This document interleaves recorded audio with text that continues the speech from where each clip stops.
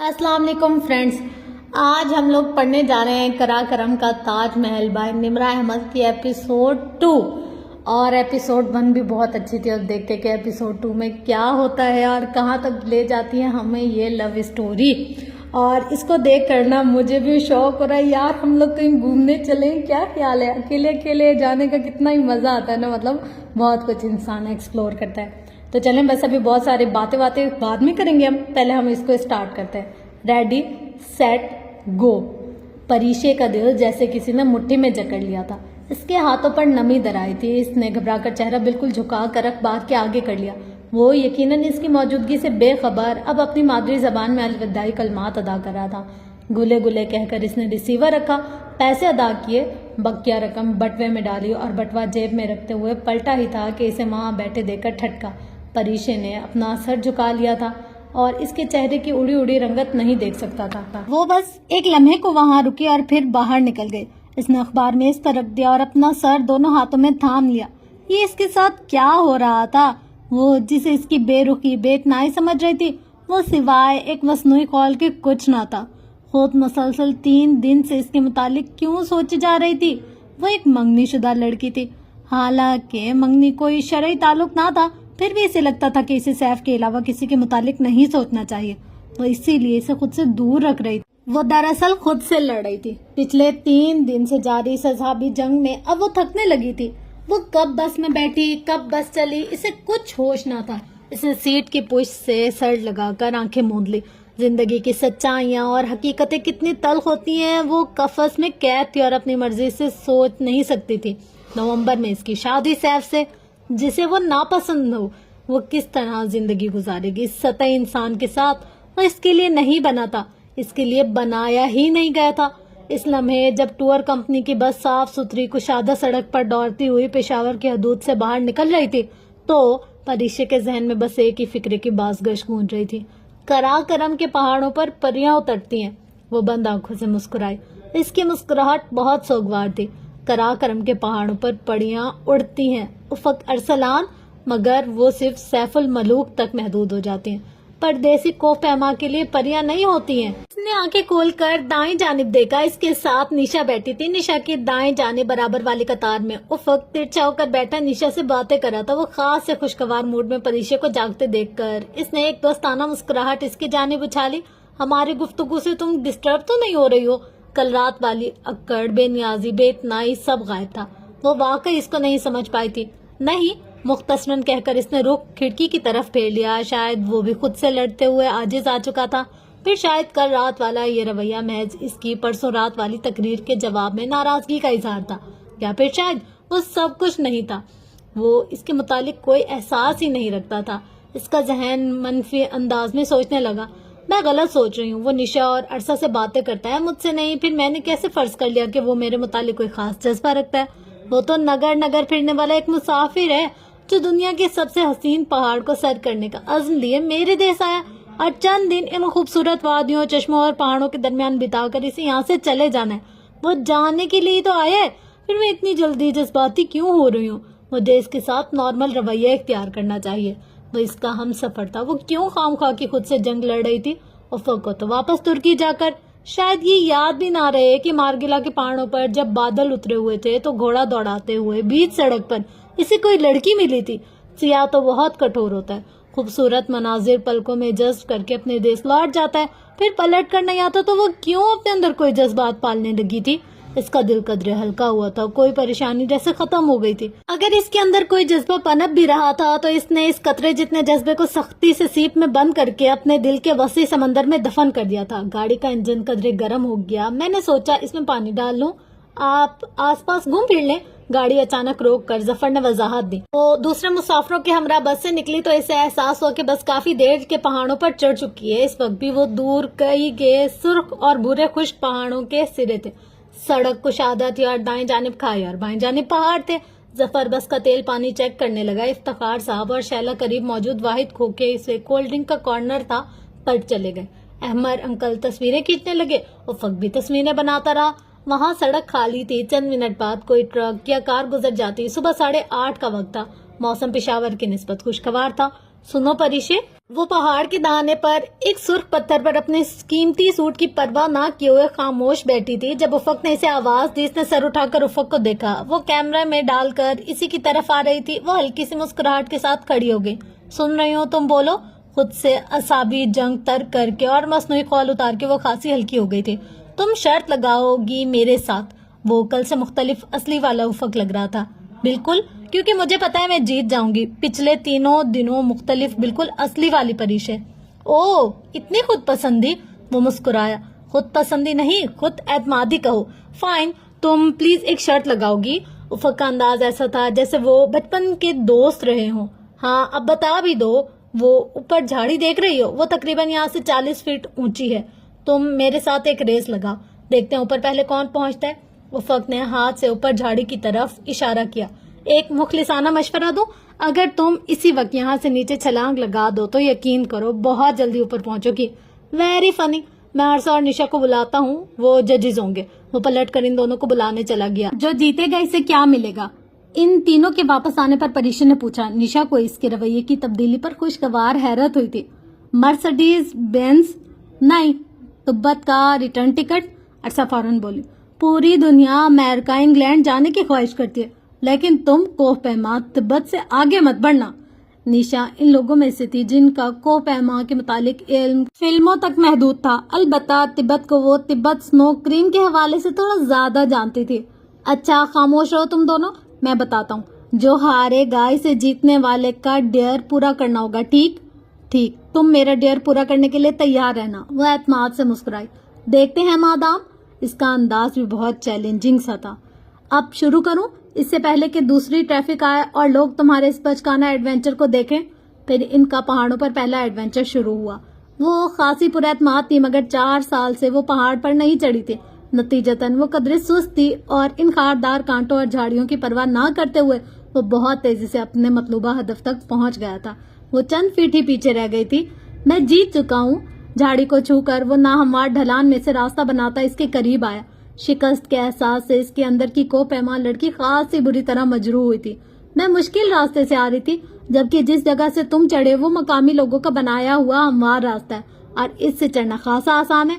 Madam, جب زندگی ایک راستہ آسان دے رہی ہے تو کٹھن راستوں پر سفر نہیں کیا کرتے. منزل ایک ہی تھی تو راستہ بھی میرے والا ہی چنتی. پریشن نے سامنے اچکا دیا. میں ہار مانتی ہوں, بہرحال تم شاعری اچھی کر لیتے ہو.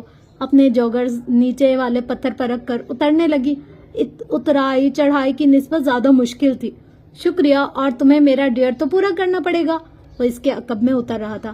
بہتر ہے کہ وہ آپ سوات پہنچ کر ہی بتائے کیونکہ ظفر بلا رہا ہے. عرصہ نے ان کی طرف اشارہ کرتے ہوئے ظفر کی طرف توجہ دلائی. سوات کتنی دور ہوگا یہاں سے؟ اپنی قمیض کے دامن سے چپکا ایک کانٹا الگ کرتے ہوئے پریشن نے پوچھا. 2 گھنٹے. جواب افق کی جانب سے آیا تھا. وہ اوف کر کے رہ گئے. وہ ہر جگہ کا جغرافیہ جان چکا تھا. کبھی میں ترکی آئی نا تو تمہارے ملک کے چپے چپے کا نام حفظ کر کے تمہیں بھی امپریس کروں گے. بس کی طرف جاتے ہوئے وہ بولی. افق اس کے آگے تھا. اس کا دروازے پر ہاتھ تھا اور اس کی بات سن کر وہ ٹھٹک کر پلٹا. کب آؤ گی ترکی؟ اس کے لہجے میں خوشی اور آنکھوں میں امید تھی. وہ ہنس پڑی. وہ مذاق کر رہی تھی. اس کی آنکھوں کی جوت بجھ گئی. اچھا. وہ اسے راستہ دینے کو پیچھے ہوا اور دروازے کے ساتھ لگی راڈ پکڑ کر اندر چڑھ گئی. وہ اسی وقت وہ بہت مدھم آواز میں بولا. سنو, تم ہنستے ہوئے اچھی لگتی ہو, ہنستی رہا کرو. پریشے کے چہرے سے مسکراہٹ ایک دم غائب ہو گئی. اس کی بھویں تن گئی. وہ تیزی سے اپنی جگہ پر بیٹھی اور سختی سے لب بھینچے کھڑکی سے باہر دیکھنے لگی. وہ اس کی موڈ کی خرابی کو نہ دیکھ سکا تھا. تقریباً 10:30 بجے کے قریب وہ لوگ ان پہاڑوں تک پہنچ چکے تھے جن کے دامن میں وادی سوات کا خوبصورت دریائے سوات بہتا تھا.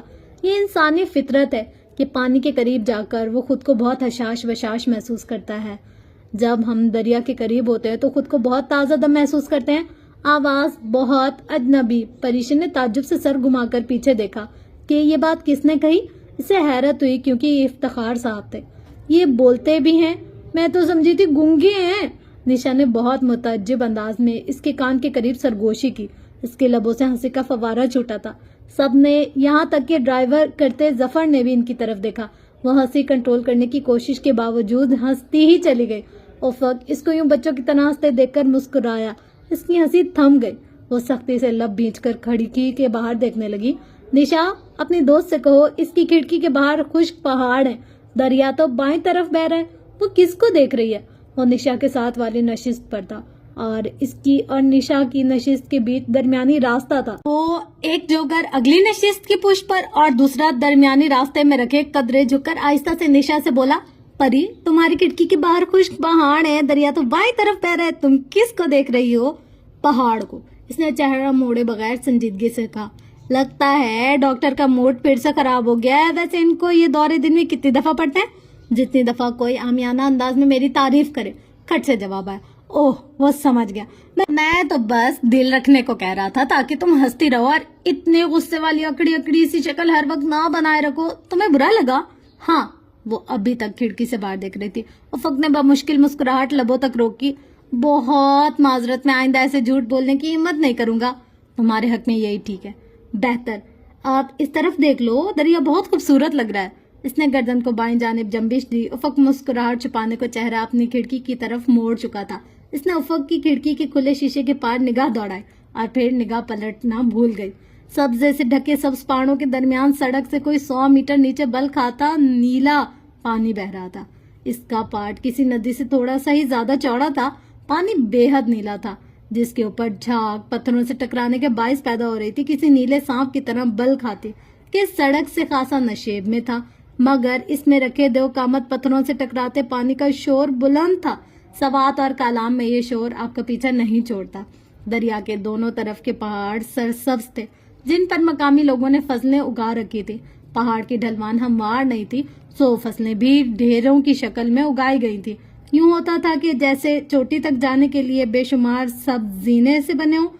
کبل سے گزر کر جس وقت بس منگورا میں داخل ہوئی وہ اپنی اور افق کی گفتگو بھلا چکی تھی. دراصل وہ نیلا دریا اب اتنا خوبصورت تھا کہ وہ اس پر سے نگاہ ہی نہ ہٹا پا رہی تھی. بس پھر شہر میں داخل ہوئی. سرینا ہوٹل سید شریف کی عمارت کے قریب سے ٹرن بس مرغزار کی جانب روانہ ہو گئی جہاں کے 5 اسٹار ہوٹل میں ان کی بکنگ تھی. ظفر وہ ہوٹل رائل پیلس کہاں گیا؟ افق کھڑکی سے باہر متلاشی نظروں سے کچھ ڈھونڈ رہی تھی. سر وہ جو وائلی سوات کا محل تھا. ہاں وہی. وہ تو اب کوئی ٹیوشن اکیڈمی بن چکا ہے. ظفر کے انداز سے لگ رہا تھا کہ اسے سوات کا یہ اقدام پسند نہیں آیا. ویسے سر قسم سے وہ بہت خوبصورت ہوٹل تھا. ہاں وہ بہت خوبصورت تھا. میں 2 سال پہلے ادھر آیا تھا تو ایک دن رہا تھا وہاں. ٹیوشن سینٹر بنا کر وائلی سوات نے اچھا نہیں کیا. پری نے چونک کر افسوس سے سر ہلاتے افق کو دیکھا. پرسوں شام جب نشا نے اس کو برس قبل پاکستان آنے کے متعلق استفسار کیا تھا تو وہ ٹال گیا تھا. وہ 2 سال پہلے یہاں کیوں آیا تھا؟ ایسا کون سا کام تھا جس کے متعلق وہ نہیں بتاتا تھا؟ اسے الجھن کے ساتھ ساتھ تجسس بھی ہوا. ایسے کیا دیکھ رہے ہو؟ وہ الجھن کے عالم میں افق کو دیکھ رہی تھی تو اس نے مسکرا کر ٹوکا. کچھ نہیں. وہ سر جھٹک کر کھڑکی سے باہر دیکھنے لگی. مرغزار جانے والا راستہ شہر سے دور ہٹ کر خاصا سنسان اور پرسکون سا تھا. دور دور تک ان کے علاوہ کوئی اور گاڑی نہیں تھی. ہر طرف اتنا سکون اور ویرانہ سا تھا کہ پریشے کو لگا ظفر راستہ بھول گیا. وہ یقیناً کسی انجان وادی میں بھٹک رہے ہیں، مگر ہر کلومیٹر بعد وائل پیلس اتنے کلومیٹر دور کا بورڈ اس کے دل کو تسلی دیتا تھا. ہوٹل مینجمنٹ کے نقطہ نظر سے وائل پیلس کی لوکیشن زبردست ہے. آبادی سے بہت دور اس مرغزار میں یہ واحد ہوٹل ہے. جب ٹورسٹ کئی کلومیٹر سفر کر کے تھکا ہارا ہوٹل تک پہنچتا ہے تو اس کے آسمان کو چھوتے کرائے سن کر بھی واپس پلٹنے کی ہمت خود میں پیدا نہیں کر پاتا. ظفر 1 منٹ گاڑی روکو. وہ ہوٹل کی لوکیشن پر تبصرہ کرتے ہوئے اچانک سیدھا ہو کر بولا. ظفر نے گاڑی. افق نے اپنا بند شیشہ نیچے کیا. باہر ایک سرخ رنگت اور سبز بالوں والا بچہ کھڑا تھا. اس کا لباس میلا تھا، پاؤں میں جوتا بھی نہ تھا. اس نے لمبے اور پتلے تنکوں پر انجیر اور اخروٹ لگا رکھے تھے. اخروٹ سبز اور کچے تھے. اس سے کہو 100 روپے کی دے دے. افق نے ایک سرخ نوٹ شیشے سے باہر بچے کی طرف لڑکھڑایا. احمد صاحب نے ترجمانی کی. یہ سب تو 40 روپے کی ہے. بچہ بولا تھا. احمد صاحب نے افق کو بتایا. تو پھر یہ ساری دے دو. تم ساری لے گا تو ہم شام تک تمہارا سر بیچے گا. بچہ سارے انجیر دینے پر راضی نہ تھا. احمد صاحب ترجمانی کر رہے تھے. اوہو تو دے دو اور باقی پیسے رکھ لو. افق وہ ایسے نہیں رکھے گا. تم اسے صرف 20 روپے کی انجیر خرید سکتے ہو. اچھا. افق نے 10-10 کے 2 نوٹ باہر بچے کو دیے. اس نے 2 ٹہنیاں اس کی طرف بڑھائی. بس پھر سے چل پڑی. پریشے جانتی تھی کہ افق کو انجیر کھانے کا کوئی شوق نہ تھا اور بچے کی مدد کرنا چاہتا تھا اور تھوڑی دیر بعد ہی وہ باقی لوگوں میں انجیر بانٹ رہا تھا. تم خود بھی کھاؤ نا. میں پھل وغیرہ نہیں کھاتا. اس نے لاپرواہی سے شانے جھٹکے. ظفر نے بس روک دی. बस से बाहर निकलते हुए इसने बालों में लगे कैचर को पकड़ा। इसे एहसास हुआ कि कैचर का 2 रंगा पत्थर कदरे ढीला हो चुका है। बस एक बार फिर कैचर गिरने की और फिर वो अलग हो जाएगा। इसने वो उफक को वापस करने का सोचा था, मगर जाने क्यों इसका दिल ही नहीं चाहा कि वापस करे। अब वो इसे अपने पास रखना चाहती थी हमेशा के लिए। वहाँ एक खुला सा पार्किंग लॉट बना था जिसके आखिर में खासी चौड़ी सीढ़ियाँ। पार्किंग लॉट के बाई जानिब ढलान थी। वहाँ चंद फीट नशेब में 3-4 दुकानें थी। सवाती शालें लटकती दिखाई दे रही थी। दुकान की बाईं तरफ पहाड़ खत्म हो जाता था और वादी थी जिसमें चश्मा बह रहा था। बहते पानी की आवाज इसे बहुत पसंद थी। सीढ़ियों के इख्तिताम पर दूर तक फैला सब्जा लॉन जिसमें संगे मरमर के बेंच रखे थे, मेजें रखी थी। लॉन के इख्तिताम पर सफेद रंग का एक महल था, दूध की तरह सफेद सूरत के इस पर निगाह न ठहरती थी। लॉन की दाईं तरफ सीधी पथरीली रोश थी जिसका इख्तिताम काट कर बनाई गई तवील सीढ़ियों पर होता था। सीढ़ियां व्हाइट पैलेस की बिल्डिंग से हट कर थीं। परी, ये होटल मैंने देख रखा है। वो ड्रामा मोम का चेहरा यहीं तो शूट हुआ था ना, इसने आहिस्ता से बताया। शहला और इफ्तिखार को इस रोश के दाएं जानिब बने कमरों में से एक मिल गया था और सबको दूसरी मंजिल पर कमरा मिला था। मुझे नहीं रहना दूसरी मंजिल पर। नागा पर्वत सर करना आसान है, व्हाइट पैलेस की सीढ़ियां चढ़ना बहुत मुश्किल। उफक ने ये सुनते ही इसे दूसरी मंजिल पर रहना होगा मुंह बनाया था, मगर किसी ने इसकी बात को अहमियत ना दी। व्हाइट पैलेस की वो सफेद इमारत दरअसल इसकी पहली मंजिल थी। पथरीली रोश की बाएं जानिब जहाँ चंद कमरे और दुकानें थी, इनके आगे तवील सीढ़ियां पहाड़ों के ऊपर ले जाती थी। जहाँ दूसरी मंजिल थी, व्हाइट पैलेस की चारों मंजिलें इसी तरह मुख्तलिफ बुलंदियों मगर एक ही पहाड़ पर ऊपर तले बनी हुई थी। वो सीढ़ियां वाकई मुश्किल थी। ये एहसास इसे उबूर करते हुए ही हो गया था। नीचे बहते झरने का शोर अभी तक इसकी समाज से टकरा रहा था। इसने इरादा कर लिया कि वो शाम को इस झरने तक जरूर जाएगी। दूर से देखने में ये तवील सीढ़ियां जितनी खूबसूरत लगती हैं, इन्हें चढ़ने लगो तो इतनी ही थकाती हैं। उफ़ अल्लाह! सीढ़ियां नीचे उतरते हुए इसने बेख्तियार झुंझला कर दाईं तरफ नस पिंजरे पर हाथ मारा तो अंदर बैठा खूबसूरत मोर सहम कर पीछे हुआ। सॉरी, इसने बेख्तियार शर्मिंदगी हुई। इसके आगे सीढ़ियां उतरते उफक ने सर घुमाकर इसे देखा और फिर हौले से मुस्कुराया। फिर मुस्कुराहट छुपाने को रुख आगे फेर कर नीचे उतरने लगा। इसने इसकी मुस्कुराहट नहीं देखी थी। वो बहुत महसूर सी होकर इस खूबसूरत मोर को देख रही थी। इन सीढ़ियों की दाएं और बाएं जानिब बड़े बड़े पिंजरे बने थे जैसे चिड़ियाघर में होते हैं। इन पिंजरों में मुख्तलिफ परिंदे, मोर और बंदर मुकीद थे। इसे अफसोस हुआ था कि इसने इतने खूबसूरत मोर को डरा दिया। रुक क्यों गई हो? चलो। निशा ने पलट कर इसे देखा। वो सर झटक कर सीढ़ियां उतरने लगी। वो चारों नीचे झरने पर जा रहे थे। पथरीली रोश जहाँ खत्म होती थी और जहाँ से पार्किंग लॉट में जाने के लिए चंद बेहद चौड़े जीने बने थे, इस जगह पर नाशपाती का एक दरख्त था जिसके तने के साथ कुर्सी पर एक बूढ़ा सिक्योरिटी गार्ड बैठा था। यहाँ से नाशपाती नहीं तोड़ सकते? इसने बड़ी हसरत से दरख्त को देखा। उफक धीरे से मुस्कुराया। वहाँ झरने के ऊपर दाईं तरफ के पहाड़ पर चढ़ते आगे जंगल है। वहाँ जंगली नाशपाती के बहुत सारे दरख्त हैं, वहां से तोड़ लेना। इस दरख्त पे तो ये आदमी तुम्हें हाथ भी नहीं लगाने देगा। इसकी आवाज में थकावट थी। तुम इधर ही पैदा हुए थे या ये इन्फॉर्मेशन हम पे अपने इल्म का रोब झाड़ने के लिए देते हो? नहीं, असल में जंगली नाशपाती बहुत शौक से खाता है। पिछली दफा वो मेरे साथ आया था तो वहाँ चश्मे के ऊपर हमने नाशपाती के दरख्त दरियाफ्त किए थे। जैंक कौन? अरसा और निशा ने पार्किंग लॉट का अहाता उबूर करते हुए यकजबान होकर पूछा था।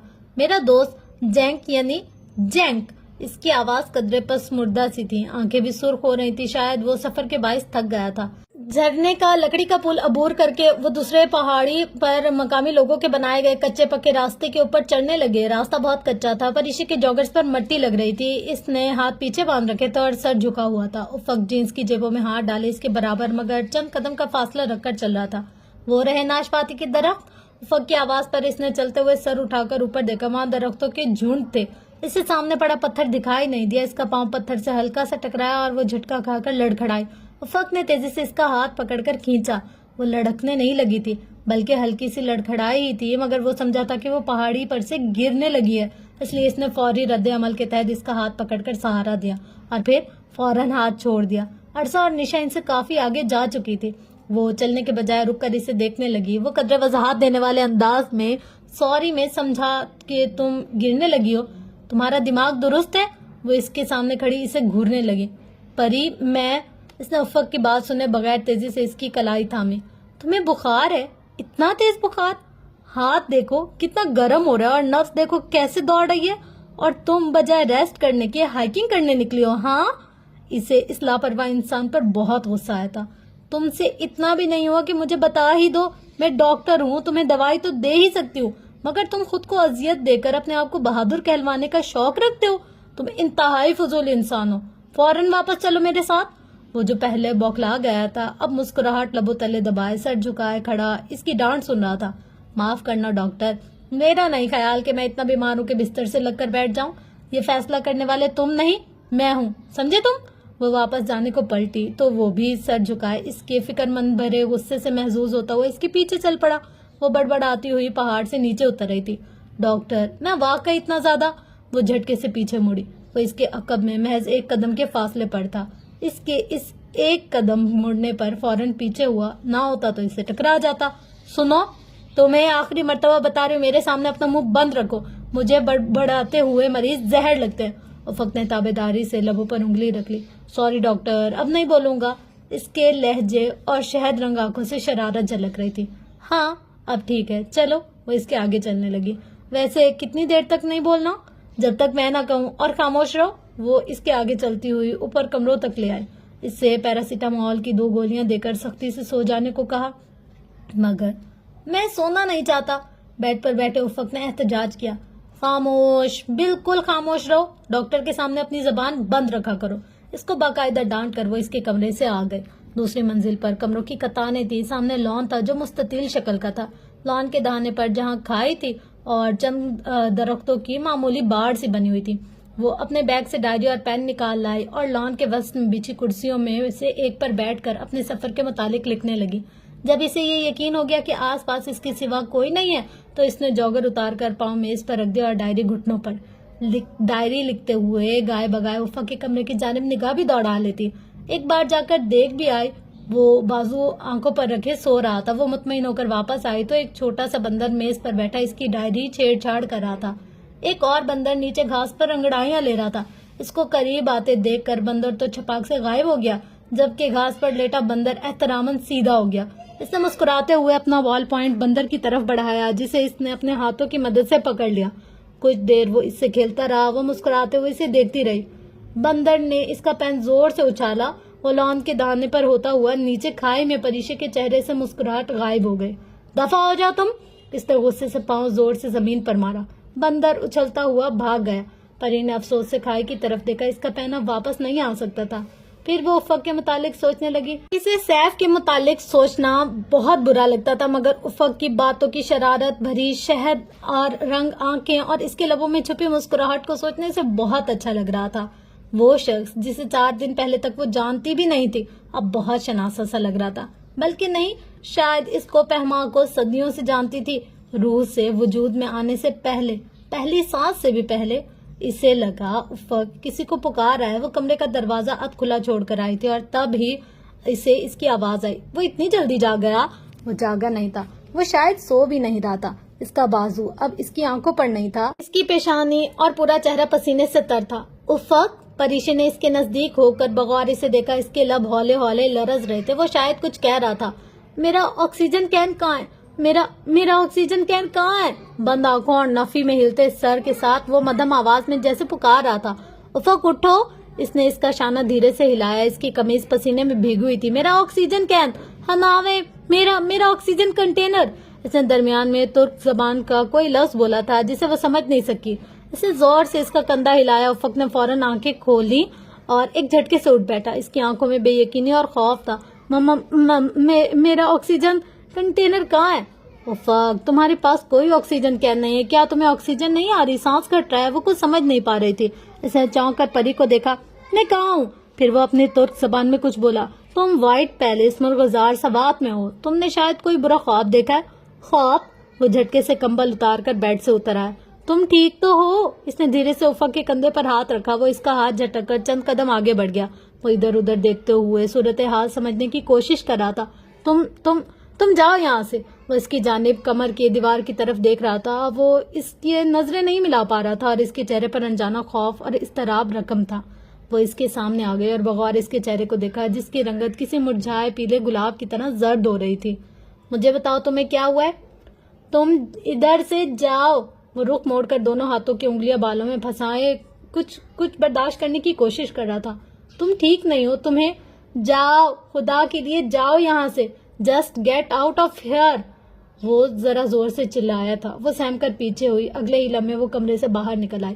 اسے حیرت ہوئی، وہ بہت بہادر کو پہما، وہ تو جسمانی تکلیف کی خاطر میں بھی نہیں لاتا تھا، پھر ایک خوف سے اس بری طرح کیوں ڈر گیا تھا؟ اس کے چہرے پر اتنا انجانا خوف اور گرو تھا، وہ سمجھ نہیں پا رہی تھی۔ پھر تمام شام وہ اپنے کمرے سے نہیں نکلا۔ تینوں وائٹ پیلس کی پہلی منزل کی سفید عمارت کے برآمدے میں رکھے خوبصورت صوفے پر بیٹھی کھانے کا انتظار کر رہی تھی جب وہ ان سے آ ملا۔ میں ذرا لیٹ ہو گیا، معاف کرنا، میں اس بندر سے کھیلنے لگا تھا۔ وہ لکڑی کے دروازے پھلانگ کر ان کی طرف آیا۔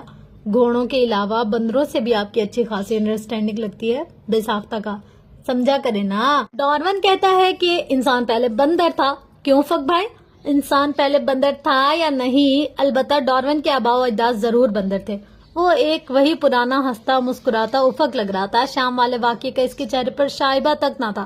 وہ سر جھٹک کر خاموشی سے کھانا کھانے لگی۔ 5ویں چوٹی، بدھ 27 جولائی 2005۔ وہ کمرے کا دروازہ کھول کر باہر برآمدے میں آ گئی۔ برآمدہ کافی طویل تھا اور ہر کمرے کے دروازے کے دونوں اطراف خوشنما پھولوں کے گملے رکھے ہوئے تھے۔ برآمدے کے آگے سفید ستون سے بنے تھے۔ وہ ایک ستون سے ٹیک لگائے سامنے کا منظر دیکھنے لگی۔ قدرتی لش گرین گھاس سے ڈھکے مستطیل لان کے دہانے پر لگی جھاڑیوں کی باڑ کے ارد گرد ہی چھوٹا سا بندر چکراتا پھر رہا تھا۔ اس کے ہاتھ میں ات کھائے چھوٹا سا سبز سیب تھا۔ وہ فجر کا وقت تھا۔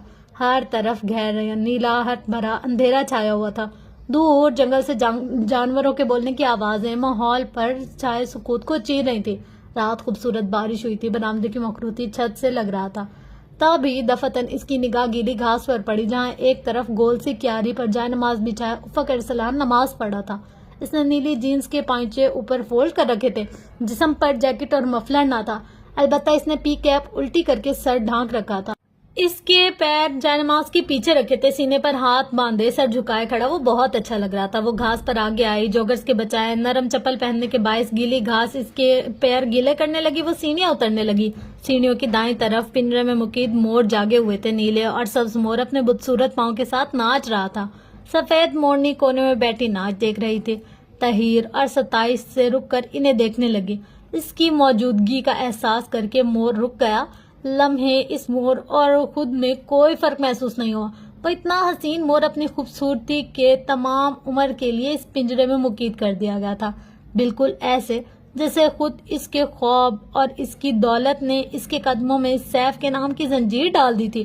کاش وہ اس وقت تھوڑی دیر کے لیے پاپا کو منع کر پاتی۔ سیف کے متعلق سوچ کر وہ اداس ہو گئی تھی۔ اس سمے سے نیلے اندھیرے میں مرغزار بہت اداس لگا تھا، اور جب وہ نیچے جھرنے کے پل تک آئی تو اس سے سامنے والے پنجرے میں بیٹھی وہ چڑیا بھی اداس گیت گاتی محسوس ہوئی تھی۔ پری، وہ اس وقت پہاڑ پر بنے بل کھاتے کچے راستے پر چڑھ کر اوپر ناشپاتیوں اور سیبوں تک پہنچ گئی تھی جب اس نے اپنے عقب میں پکار سنی۔ اس نے گردن گھما کر پیچھے دیکھا۔ افق نیچے پل پر چلتا ہوا اس تک آ رہا تھا۔ اس نے پاؤں میں جوگرز اور گردن میں مفلر پہنا ہوا تھا۔ الٹی پی کیپ اب سیدھی ہو چکی تھی۔ وہ رک کر اس کا انتظار کرنے لگی۔ تم ادھر کیا کر رہی ہو؟ وہ چند قدم نشیب میں تھا۔ تمہارا انتظار، مجھے علم تھا تم میرے پیچھے جھرنے تک ضرور آؤ گے۔ وہ سوچ کر رہ گئی، پھر بولی، میرا ناشپاتی کھانے کو دل چاہ رہا تھا۔ وہ اب اس کے قریب آ رہا تھا۔ وہ دونوں ساتھ ساتھ اوپر چڑھنے لگے۔ گہرا نیلا اندھیرا قدرے ہلکا ہو رہا تھا۔ تم میری وجہ سے کل نہیں کھا سکی تھی نا؟ افق نے بغیر کسی شرمندگی کے کہہ کر اسے ایک نظر اور دیکھا۔ وہ سرخ اور گلابی امتزاج کی شلوار قمیض میں ملبوس، دوپٹہ گردن کے گرد لپیٹے، بال اونچی پونی ٹیل میں باندھ رکھے تھے۔ اس پر اونچی پونی ٹیل بہت اچھی لگتی تھی۔ ہاں، وہ چڑھتے چڑھتے اب پہاڑ کے اوپر پہنچ گئے تھے۔ جھرنا اب بہت چھوٹا اور وائلڈ پیلس بہت اوپر دکھائی دے رہا تھا۔ وہ جگہ ناہموار تھی۔ بہت سے درخت اونچے نیچے ڈھلان پر اگے ہوئے تھے اور درختوں کے قریب وہ چلے آ رہے تھے۔ کھاؤ۔ ایک ناشپاتی توڑ کر اس نے دوپٹے سے خوب رگڑ کر صاف کی۔ یہ اس کے سیبوں اور ناشپاتیوں کو صاف کرنے کا اپنا طریقہ تھا اور افق کی طرف بڑھائی۔ اس نے ہلکی مسکراہٹ کے ساتھ نفی میں سر ہلا دیا۔ میں پھل نہیں کھاتا۔ کیوں؟ پری نے حیرت سے بڑا ہوا ہاتھ نیچے گرا دیا۔ یوں ہی اچھے نہیں لگتے۔ وہ ایک درخت کے تنے سے ٹیک لگا کر بیٹھ گیا۔ کھایا کرو، ان میں فائبر ہوتے ہیں، معدے کے لیے اچھے ہوتے ہیں۔ وہ ڈاکٹر کے مخصوص انداز میں کہتی اس کے ساتھ بیٹھ گئی۔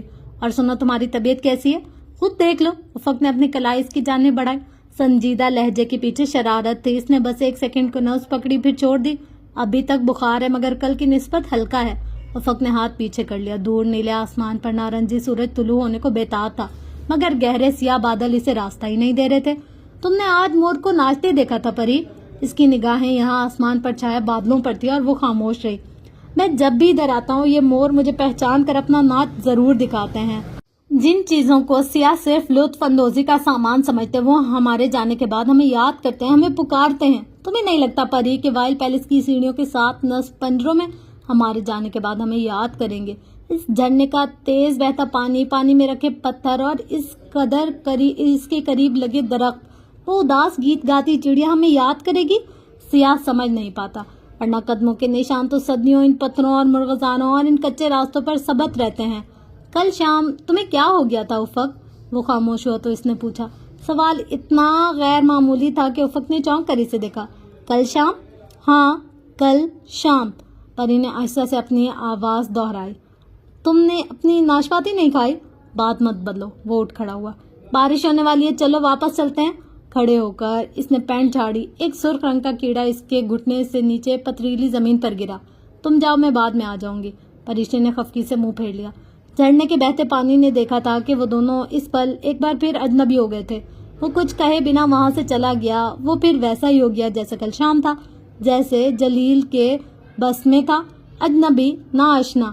پھر کتنی ہی دیر وہ بغیر کھائے ناشپاتی ہاتھ میں لیے وہاں بیٹھی لمحے بیتوں کا شمار کرتی رہی کہ سیاہ بادل برسنے لگے. تب وہ اٹھی اور پہاڑ کی ڈھلان سے اترنے لگی. وہ پری کو سیڑھیوں پر موروں کے پنجرے کے قریب کھڑا تیز بارش میں بھیگتا ہوا دیکھ رہا تھا. وہ بہت اداسی سے ترک زبان میں ان موروں کو کوئی گیت سنا رہا تھا. سبز اور نیلے مور ناچ رہے تھے. افق کے سر پر کیپ نہیں تھی. بارش نے اس کا پورا جسم بھگو ڈالا تھا. اسے یوں لگا جیسے باہر کھڑے اسے دیکھ کر اسے بہت غصہ آیا تھا. کیوں کھڑے ہو تم ادھر؟ جاؤ اپنے کمرے میں. کتنی مرتبہ کہوں تم سے یہ بات؟ سمجھ میں نہیں آتی تمہیں؟ ابھی تمہارا بخار نہیں اترا، جاؤ جا کر آرام کرو. وہ غصے سے بلند آواز میں چلائی تھی. سر پر ٹرے رکھ کر بارش کے پانی سے بچتے اس ویٹر نے جو تیزی سے سیڑھیاں پھلانگتے ہوئے اتر رہا تھا حیرت سے گردن پھیر کر ایک لمحے کو اسے دیکھا. کچھ تو ضرور تھا جو وہ خود بارش میں بھیگتی اسے ڈانٹ رہی تھی. تمہیں کوئی حق حاصل نہیں ہے مجھ پر حکم چلانے کا، وہ بھی جواباً چلایا تھا. ایک لمحے کو وہ چپ سی ہو گئی. واقعی کہاں حق رکھتی تھی وہ ایک اجنبی پر. ٹھیک ہے پھر مرو اس بارش میں. وہ تیزی سے سیڑھیاں پھلانگتی اوپر آ گئی. لان میں 3 بندر اٹکیلیاں کر رہے تھے. لان کو بھاگتے ہوئے عبور کرتے ہوئے اس نے راستے میں پڑی منرل واٹر کی خالی بوتل اٹھا کر میز پر چڑھے بندر کو زور سے ماری. بندر سہم کر جھاڑیوں کے پیچھے گم ہو گیا. وہ بارش میں بھیگتی کمرے تک آئی. بارش سوات کے پہاڑوں پر ہو رہی تھی اور ایک اس کی آنکھوں سے برس رہی تھی. وہ خود پر کمبل تان کر پوری دنیا سے چھپ کر رونے لگی. عرصہ اور نشا پر سکون سو رہی تھی. باہر موسلادھار بارش میں چوڑی سیڑھیوں کے درمیان موروں کے پنجروں کے ساتھ کھڑا افق ارسلان بھی ابھی تک بھیگ رہا تھا. وہ تمام دن اپنے کمرے میں رہی تھی. پھر جب دن ڈھل گیا اور افق پر سیاہی پھیلنے لگی تو وہ ٹی وی کے آگے سے ہٹی جس پر پی ٹی وی اور جیو کے سوا کوئی چینل نہیں آیا تھا. اس نے رات کا کھانا بھی نہیں کھایا. پھر نشا اسے زبردستی اٹھا کر وائٹ پیلس کے باہر بنی دکانوں تک لے آئی. اس کو سواتی شالوں اور قیمتی پتھروں کی شاپنگ کا کوئی شوق نہیں تھا، مگر محض نشا کا ساتھ دینے کو وہ کافی دیر تک وہاں سر کھپاتی رہی. دونوں واپس آئیں تو وائلڈ پیلس کی سفید عمارت کے سامنے پھیلے وسیع اور عریض لان کے وسط میں دائرے کی صورت میں احمر صاحب، شہلا، افتخار، عرصہ اور افق بیٹھے تھے. افق کے پیچھے سنگ مرمر کا بینچ بھی تھا جس سے ٹیک لگائے وہ ایسے بیٹھا تھا کہ دائیں ٹانگ گھاس پر پھیلا رکھی تھی، مایا گھٹنا سیدھا کھڑا کیا ہوا تھا. وہ خاموشی سے سر جھکائے گھاس کے تنکے نوچ رہا تھا اور اس کی ٹوپی اس کے سر پر تھی. احمر صاحب اور باقی افراد کسی بحث میں محو تھے. نشا بھی ساتھ مل گئے، صرف وہ خاموش تھی. وہاں وائٹ پیلس کے برآمدے سے آنے والی روشنی اور چاند کی چاندنی کے دوسرے کوئی لائٹ نہیں تھی جس کے باعث وہ اس کا چہرہ ٹھیک سے نہیں دیکھ سکی تھی، مگر وہ اسے پہلے کی نسبت بہتر لگا تھا. آتا ترک، اس نے دہرایا پھر شانے اچکائے. وہ ترکوں کا باپ تھا. باپ کبھی بچے کی غلط رہنمائی نہیں کرتا. احمد صاحب سے پہلے ہی پریشے تیزی سے بولا. وہ خفیف سا مسکرایا. تم ٹھیک کہہ رہے ہو، میں اردگان کا حامی ہوں. اس نے اپنی پی کیپ کی جانب اشارہ کیا جسے وہ سمجھ نہ سکی. ویسے میں نے سنا ہے تمہارا ڈکٹیٹر آتا ترک کو آئیڈیالائز کرتا ہے اور روانی سے ترک بولتا ہے. قدر توقف سے اس نے سوال کیا. وہ اس لیے کہ ہمارے ڈکٹیٹر کو اس کے علاوہ اور کوئی کام نہیں ہے. نشا ڈکٹیٹر کے لیے چڑھ دوڑی. نشا، یہ ڈکٹیٹر بادشاہ ہوتے ہیں، بادشاہوں سے بھی زیادہ احتیاط ہے ان کے پاس. ویسے میں نے سنا ہے کہ تمہارا بادشاہ یورپ اور امریکہ سے آنے والے کوئی بہت قدر کرتا ہے. مجھے تو اس نے آج تک نہیں پوچھا، شاید اس لیے کہ میں مسلمان ہوں۔ فکر مت کرو، تم راکا پوشی سر کر لو، تمہیں کوئی ایوارڈ دلوا ہی دوں گی۔ نشا نے کہا، کون سا ایوارڈ؟ نشان حیدر۔ وہ دلچسپی سے بولا، نہیں وہ تو شہید ہونے کے بعد ملتا ہے اور ملٹری اعزاز ہے۔ خیر تم پہلے پاکستانی پہاڑ تو سر کرو، قومی اعزاز کے بارے میں بعد میں سوچیں گے۔ وہ بدمزہ سا ہو کر پیچھے ہوا۔ میں گیشر، بروم، ٹوز اور براڈ بیک اور ناگان پربت سر کر چکا ہوں، تمہارے صدر نے مجھے کبھی نہیں بلایا، اب تو میں نے امید لگانا بھی چھوڑ دی ہے۔ وہ بہت مصنوعی افسوس سے کہہ رہا تھا، تم نے ناگا پربت سر کیا ہے؟ دی کلیئر ماؤنٹین؟ پریشت چونکی تھی۔ ہاں۔ وہ کیب ٹھیک کرتے ہوئے اٹھ کھڑا ہوا۔ میں چلتا ہوں، آپ لوگ باتیں کریں۔ پری کی نگاہوں نے لان عبور کر کے سیڑھیاں چڑھتے افق کا دور تک تعاقب کیا تھا۔ آج وہ موروں کے پنجروں کے پاس نہیں رکا تھا۔ محفل جاری تھی جب وہ وہاں سے اٹھ کر اوپر آ گئی۔ وہ افق کو تلاش کر رہی تھی۔ وہ مستطیل لان میں نہیں تھا، نہ ہی اپنے کمرے کے آگے بنے برآمدے میں، وہ تو اپنے کمرے میں بھی نہیں تھا۔ لان میں اس رات بندر بھی نہیں تھے۔ وہ تیسری منزل پر آ گئی۔ ایک نگاہ اس نے اطراف کا جائزہ لیا۔ چوکور احاطے کے دائیں طرف کونے میں آگے جا کر ایک بالکنی بنی تھی، وہاں اسے افق کی جھلک دکھائی دی۔ وہ وہیں آ گئی۔ وہ بالکنی پرانے وقتوں کے محلوں کے طرز پر بنی ہوئی تھی اور اس کی ریلنگ اونچی تھی جس پر کوہنیاں ٹکائے وہ قدرے جھک کر نیچے جھرنے کو دیکھ رہا تھا۔ وہ اس کے عقب میں آ کر کھڑی ہو گئی اور اس کا کیپ کا پچھلا حصہ اس کے سامنے تھا۔ اس پر سفید مارکر سے کسی نے ہاتھ سے لکھا تھا، ہل ٹو ٹائنگ اے ڈراپ۔ اس نے یہ فکرہ پہلی بار نوٹ کیا تھا۔ افق اپنے گرد و پیش سے بے خبر دھیمی آواز میں کچھ گنگنا رہا تھا۔ ایک دم کسی کی موجودگی کا احساس کر کے اس نے پلٹ کر پیچھے دیکھا۔ تمہاری کیپ پر طیب کے ہجے غلط لکھے ہوئے ہیں، طیب کے آخری میں بی آتا ہے، تم نے پی لکھ رکھا ہے۔ اس کے خود کو سوالیہ نظروں سے گھورنے پر جو اس کے منہ میں آیا وہ بول پڑی، میں نے نہیں لکھا۔ چہرہ واپس جھرنے کی طرف موڑ کر وہ بے نیازی سے بولا، یہ جینس کی کیپ ہے اور اس نے لکھا ہے، ترک زبان میں بی کی جگہ پی کو استعمال کرتے ہیں۔ یہ انگریزی میں ایسے لکھا ہے کہ وہاں ترکی میں لوگ انگریزی سے نابلد ہیں، ملٹری والے بھی، اور وہاں کی ملٹری اردوگان کو پسند نہیں کرتی، مگر تمہاری انگریزی تو بہت اچھی ہے۔ وہ اس کی طرح ریلنگ پر کونیاں ٹکائے کھڑی ہو گئی تھی۔ فرق یہ تھا کہ وہ سامنے دیکھ رہا تھا اور وہ اسے۔ میں بچپن میں کافی عرصہ امریکہ میں رہا ہوں، شاید اس کا اثر ہے۔ اچھا، تم نے جینگ کی کیپ کیوں پہن رکھی ہے؟ میں مصر جا رہا تھا تو انقرہ کے ایئرپورٹ پر یوں ہی مذاق میں نے اس کی کیپ چھین لی اور اس نے میری، بس پھر بعد میں واپس ہی نہیں کر سکا۔ وہ رکا اور قدرے توقف سے بولا، وہ انجینئر اور سائٹ پر جاتے ہوئے کیپ لیتے ہیں کہ دھوپ ہوتی ہے تو بس عادت پڑ گئی۔ اور یہ مفلر، اس نے گردن میں موجود مفلر کی طرف اشارہ کیا۔ افق نے گردن جھکا کر دیکھا، یہ مفلر نہیں ہے، یہ ترکی کا جھنڈا ہے۔ اوہ، وہ حیران ہوئی تھی، میں تو اسے مفلر سمجھی، میں اسے راکا پوشی پر لہرانے کو لایا ہوں۔ پھر وہ اندھیرے میں دیکھنے لگا۔ وہ اس کی جانب دیکھنے سے دانستہ گریز کر رہی تھی۔ وہ خاموشی سے اسے دیکھتی رہی۔ اس کی نگاہیں کا ارتکاز محسوس کر کے افق نے گردن ترچھی کر کے اسے دیکھا۔ تم ابھی کیا کر رہے ہو؟ کچھ نہیں، ہمارا ایک لکھاری ہے احمد اومت، اس نے لکھی تھی ایک نظم آف۔ پھر وہ رخ پھیر کر ریلنگ سے ٹیک لگا کر کھڑا ہو گیا اور دونوں بازو سینے پر باندھ لیے۔ کیا مطلب ہے اس کا؟ افق اس کا مطلب سمجھانے لگا۔ مجھے سناؤ نا، ویسے ہی جیسے تم ابھی گنگنا رہے تھے۔ وہ ضد کر رہی تھی۔ پھر وہ بہت مدھم آواز میں گنگنانے لگا تھا، زندگی کے سفر میں بچھڑنے سے پہلے، ملن کی آخری شام کے ڈھلنے سے پہلے، اور ایک دوسرے کی سانسوں اور دھڑکنوں کی آخری آواز سننے سے پہلے، کہ جس کے بعد تم میری دنیا سے دور چلے جاؤ گے، تم مجھ سے ایک وعدہ کرنا ہوگا کہ جب بھی سورج طلوع ہوگا اور اناتولیا کی گلیوں میں روشنی بارش کے قطروں کی طرح گرے گی اور ارارات کے جامنی پہاڑوں پر جمی برف پگھلے گی، اور پھر جب اس برف میں دبی داستان مارمرا کے پانیوں میں جا آئے گی، تب تمہیں مجھ سے ایک وعدہ نبھانا ہوگا کہ اس رات کے بعد اپنی زندگی میں آنے والی ہر صبح کی ٹھنڈی ہوا اور ہر بارش کے بعد گیلی مٹی اور جامنی پہاڑوں پر دودھ کی سی جمی برف کو دیکھ کر تو مجھے یاد کرنا کہ یہ میرا تم پر اور تمہارا مجھ پر فرض ہے۔ وہ اسی مدھم سر میں ریلنگ سے ٹیک لگائے آنکھیں موندے گنگنایا جا رہا تھا اور وہ اس کے لہجے کی، اس کی آواز میں کھوئی ہوئی تھی۔ دفعتاً بادل گرجے تو افق چونک کر رک گیا اور گردن اٹھا کر سیاہ تاریک آسمان کو دیکھنے لگا۔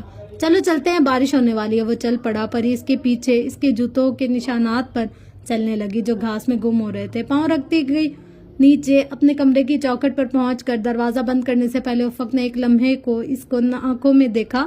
آئی am sorry, I am sorry for everything. सुबह वाले वाक्य के मुतालिक धीरे से कहकर इसने दरवाजा बंद कर दिया। वो बेइख्तियार मुस्कुरा दी। दूर तारीक आसमान पर बादल इकट्ठे हो रहे थे। जुमेरात 28 जुलाई 2005। सवात के पहाड़ों पर ठंडी पूर्णम बादलों से ढकी सुबह उतर रही थी। सूरज अभी तक तुलू नहीं हुआ था। कल की तरह आज भी बादलों ने आसमान को अपनी राजधानी बनाया हुआ था, मगर इनका रंग हल्का था। खुदा करे आज बारिश ना हो। अपने कमरे से बाहर बरामदे में आते हुए इसने दिल ही दिल में बेइख्तियार दुआ मांगी थी।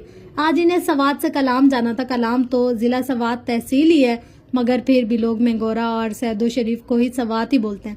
बरामदे से बाहर लॉन के वस्त में जिस जगह कल वो नमाज पढ़ा था, आज भी इधर ही बैठा था। आज वो नमाज नहीं पढ़ा था। इसकी कैप उल्टी करके पहन रखी थी और पाँव में जुराबे थी। जीन्स के पांचे ऊपर तय किए हुए थे और आंखें बंद किए वो बिल्कुल गौतम बुद्धा के अंदाज में हाथ घुटनों पर रखे बैठा योगा कर रहा था। वो दबे कदमों से चलती इसके अकब में आई, जूते एक तरफ उतारे और इसके पीछे दाएं तरफ इसी बुधा वाले अंदाज में आलती पालती करके बैठ गई। उफक ने आंखें खोली और हाथों की पोजीशन बदलने ही लगा कि किसी एहसास के तहत मुड़ कर देखा। परीक्षे को अपने पीछे योगा के साक्शंस करते हुए अंदाज में बैठे देखकर इसकी आंखों में खुशगवार हैरत दराई। सुबह बखैर योगा, इसने एक लफ्जी इस्तफसार किया। सुबह बखैर, हाँ योगा। वो घास पर लेट गया, बाजू सर के पीछे करके पाँव क्यारी की ईंटों तक लंबे किए और फ्लो पोज करते हुए फौरी कुव्वत से ईंट को धकेला। कब से कर रहे हो योगा? 2 मिनट पहले। वो अपने जवाब पर खुद ही हंसी। वाकई? घुटने को लेटे लेटे सीने तक ले जाते उफक ने हैरत से इसे देखा। नहीं, मैं 16 साल की उम्र से योगा कर रही हूँ। तभी तुम अपनी उम्र से कम दिखाई देती हो। वह बाएं घुटने को आहिस्ता आहिस्ता ऊपर नीचे कर रहा था। शुक्रिया। मैं कितने साल की दिखाई देती हूँ? 16 की। मेरा ख्याल है अब तुम झूठ बोलो। झूठ नहीं, मुबालगा आ रहा है। वो हौले से हंसा। तुम 21-22 बरस की लगती हो, इससे ज्यादा नहीं। वो योगा छोड़कर लॉन में रखी सफेद कुर्सी पर जा बैठा। क्या नाराज हो गई? वो माउंट पोजीशन करके खड़ा हो गया था। इसने नफे में गर्दन हिलाई। मैं हफ्ते में सिर्फ 3 दफा योगा करती हूँ और आज वो दिन नहीं है। वो सर हिलाकर खामोशी से योगा करता रहा। कितनी देर खामोशी छाई रही। दूर जंगल से जानवरों के बोलने की आवाजें वक्फे वक्फे बाद सुनाई दे रही थी। कितने बजे जाना है कलाम? वो इससे कोई बात करना चाहती थी, सो यही पूछ लिया। जफर ने 8 बजे का कहा था। अपनी मशक खत्म करके इसने घास पर रखी कैप जो इसने लेटने से पहले उतारी थी उठाकर सर पर रखी और मेज पर पड़ी घड़ी अपनी बाईं कलाई में पहनने लगा। तुम पहले कितनी दफा इन इलाकों में आ चुके हो? 2 मरतबा पहले आया था। एक बार तब जब ग्लेशियर ब्रूम टोस सर करने आया था और दूसरी बार 2 साल पहले वो घास पर बैठा जॉगर्स पहन रहा था। 2 साल पहले क्यों आए थे? यूं ही वो सर झुकाए जॉगर्स के तस्मे बंद करता रहा। परीक्षे जवाब के इंतजार में थी। हाथों पर निगाहें मरकूज किए कह रही थी। माई कलाई में पहनी घड़ी को आज पहली दफा इसने गौर से देखा था। इसके सियाह चमकीले डायल के दरमियान हीरों का छोटा सा एहराम बना हुआ था। अच्छी है ना मेरी घड़ी? सिकंदरिया से ली थी। मिस्री अपना ट्रेडमार्क हर चीज में बहुत शिद्दत से डालते हैं। वो हंस कर कहता हुआ पैंट झाड़ता हुआ उठ खड़ा हुआ।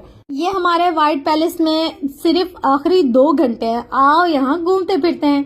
वो दोनों एक दूसरे के हमरा सीढ़ियों की तरफ चले आए। तुमने वो कमरा देखा है, पहली मंजिल जिसे रॉयल स्वीट कहते हैं? इसमें मलका एलिजाबेथ थी। वो सीढ़ियों से उतरते हुए इसको इस 300 साल कदीम व्हाइट पैलेस की तारीख बताने लगा। इसने बेख्तियार जमाई रोकी। ये होटल पहले वाइसवाद का महल था। फिर वो सीढ़ियां उतरते हुए इसे बता रहा था। वो बोर होने लगी। इसे व्हाइट पैलेस की तारीख से कोई दिलचस्पी नहीं थी, मगर महज इसको साथ रखने के लिए वो सुनती रही।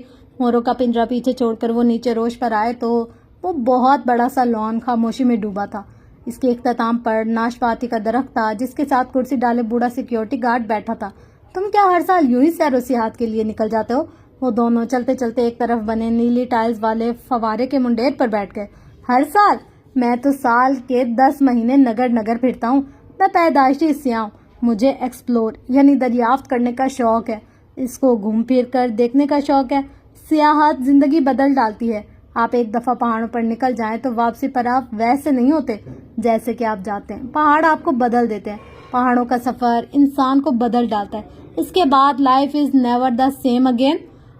मैसेज ने कहा था, अगर आलमी लीडर्स चंद दिन किसी पहाड़ पर इकट्ठे चढ़ते गुजार दें तो दुनिया के तमाम मामलात और मसाइल हल हो सकते हैं। अगर 2 अच्छे कोप पहमा भी चंद दिन राका पोशी पर साथ गुजार दें तो यकीन करो इनके भी सारे मसले हल हो सकते हैं। उफक ने बड़ी संजीदगी और मासूमियत से कहा था। वो मुस्कुरा दी। हो सकता है मसाइल बढ़ जाएं। कम ऑन, تم ایک کلائمبر ہو, تمہیں دنیا کا سب سے خوبصورت پہاڑ دیکھنا چاہیے. میں نے تصویروں میں دیکھ رکھا ہے, تمہیں اسے سر کرنا چاہیے.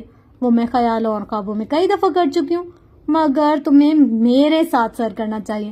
اس نے میرے پر زور دیا. ناممکن ہے, کیونکہ پاپا مجھے کراکرم کی شکل دوبارہ دیکھنے نہیں دیں گے.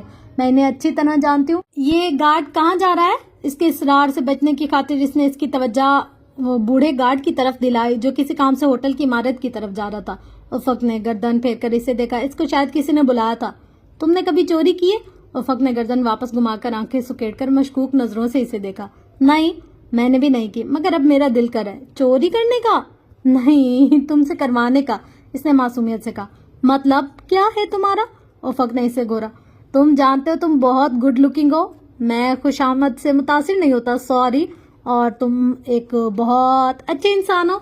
میں سچ سن کر بھی غلط کام نہیں کرتا, اور میں دعا کروں گی کہ تم راکا پوشی سر کر لو. اگر تم مجھے اس درخت پر سے ایک ناشپاتی توڑ کر لا دو تو. وہ چند لمحے خاموشی سے اسے گھورتا رہا, پھر بولا, بہت بہتر, لاتا ہوں. وہ چند ہی گز کے فاصلے پر اگے درخت تک گیا اور ہاتھ بڑھا کر ایک شاخ کو اتنی زور سے پکڑا کہ اس پر بیٹھی چڑیا سہم کر اڑ گئی. اوہ, تم نے اسے ڈرا دیا.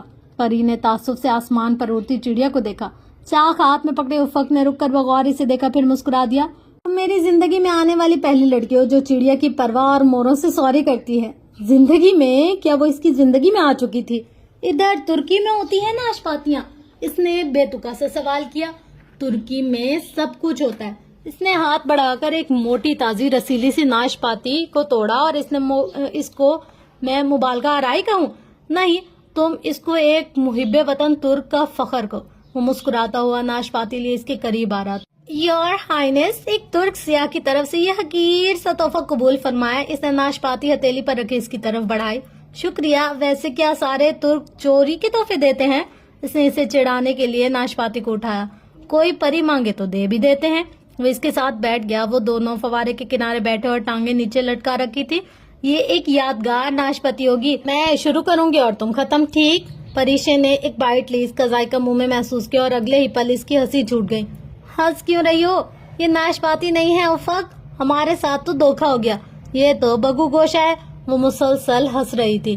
اور کرو چوریاں, دیکھ لیا یہ ہوتا ہے چوری کا انجام. تم ناشپاتی سے ملتے جلتے پھل کو ناشپاتی سمجھ کر دھوکا کھا گئی. بہت اچھا ہوا. وہ مصنوعی انداز میں ڈانٹ آتا اور وہ ہنستی جا رہی تھی. اچھا سنو, مجھے بھی چکھاؤ, اور اس کو ختم نہیں کرنا. یہ ہم اس فوارے کے پیچھے رکھ دیں گے. ایک یادگار ہے. کبھی ہم دوبارہ اگر ادھر آئے تو اسے ضرور ڈھونڈیں گے. اس نے ایک بائٹ لی. اب کھائے بگو گوشے کو فوارے کے پیچھے کر کے ایک جگہ چھپا دیا اور وہ جو ہنسے جا رہی تھی ایک دم رک گئی. کبھی ہم دوبارہ ادھر آئے؟ ہم؟ افق نے ہم بولا تھا. مگر کیوں؟ اس نے ایک نگاہ اپنی انگلی میں پہنی انگوٹھی پر ڈالی اور پھر سر جھکا لیا. مستقبل کسی 8000 میل پہاڑی کی چوٹی کی طرح دھند میں لپٹا ہوا تھا. جمعہ 29 جولائی 2005. عرصہ, تم اپنے ناول میں یہ بھی لکھنا کہ جب ہم لوگ, سوری میرا مطلب ہے کہ جب تمہارے کردار کالام کے مال روڈ پر پہنچے تو وہاں مری مال روڈ کی طرح کا رش تھا. پورے پاکستان کے لوفر لڑکے وہاں جمع تھے. اور یہ بھی لکھنا کہ کالام سے روز صبح 9 بجے کرائے کی لینڈ کروزر جیپس بجارو 2 مختلف روٹس پر جاتی تھی. اور سنو, تم یہ بھی لکھنا کہ تمہارے کردار آنسو جھیل والے روٹ کے بجائے ماؤڈونٹ جھیل والے روٹ پر جاتے تھے اور ہماری طرح. اور وہ چاروں آگے پیچھے مال روڈ کے کنارے پر چلتے ہوئے دائیں طرف بہتے دریا پر بننے اس کے پل کی طرف جا رہے تھے جس کی دوسری طرف سڑک پر لینڈ کروزر اور پراڈو کی لمبی قطاریں کھڑی تھی. ان کرائے کی گاڑیوں کے مائی ڈرائیور اپنے اپنے مسافروں کا انتظار کر رہے تھے. آگے میں بتاتا ہوں عرصہ. آگے تم لکھنا کہ ان کے پاؤں کے نیچے سڑک تھی اور سر پر آسمان تھا اور دریا کا پانی بہت شور مچاتا تھا. اور وہ عرصہ کو اس طرح مشورے دے رہے تھے کہ اس کے انداز سے لگ رہا تھا کہ وہ بولا تو پریشے کا برا سا منہ بنے گا. زیادہ بولنے کی ضرورت نہیں ہے تمہیں, میں اسے مشورہ دے رہی تھی. ہاں, تمہیں بھی مشورہ ہی دے رہا ہوں.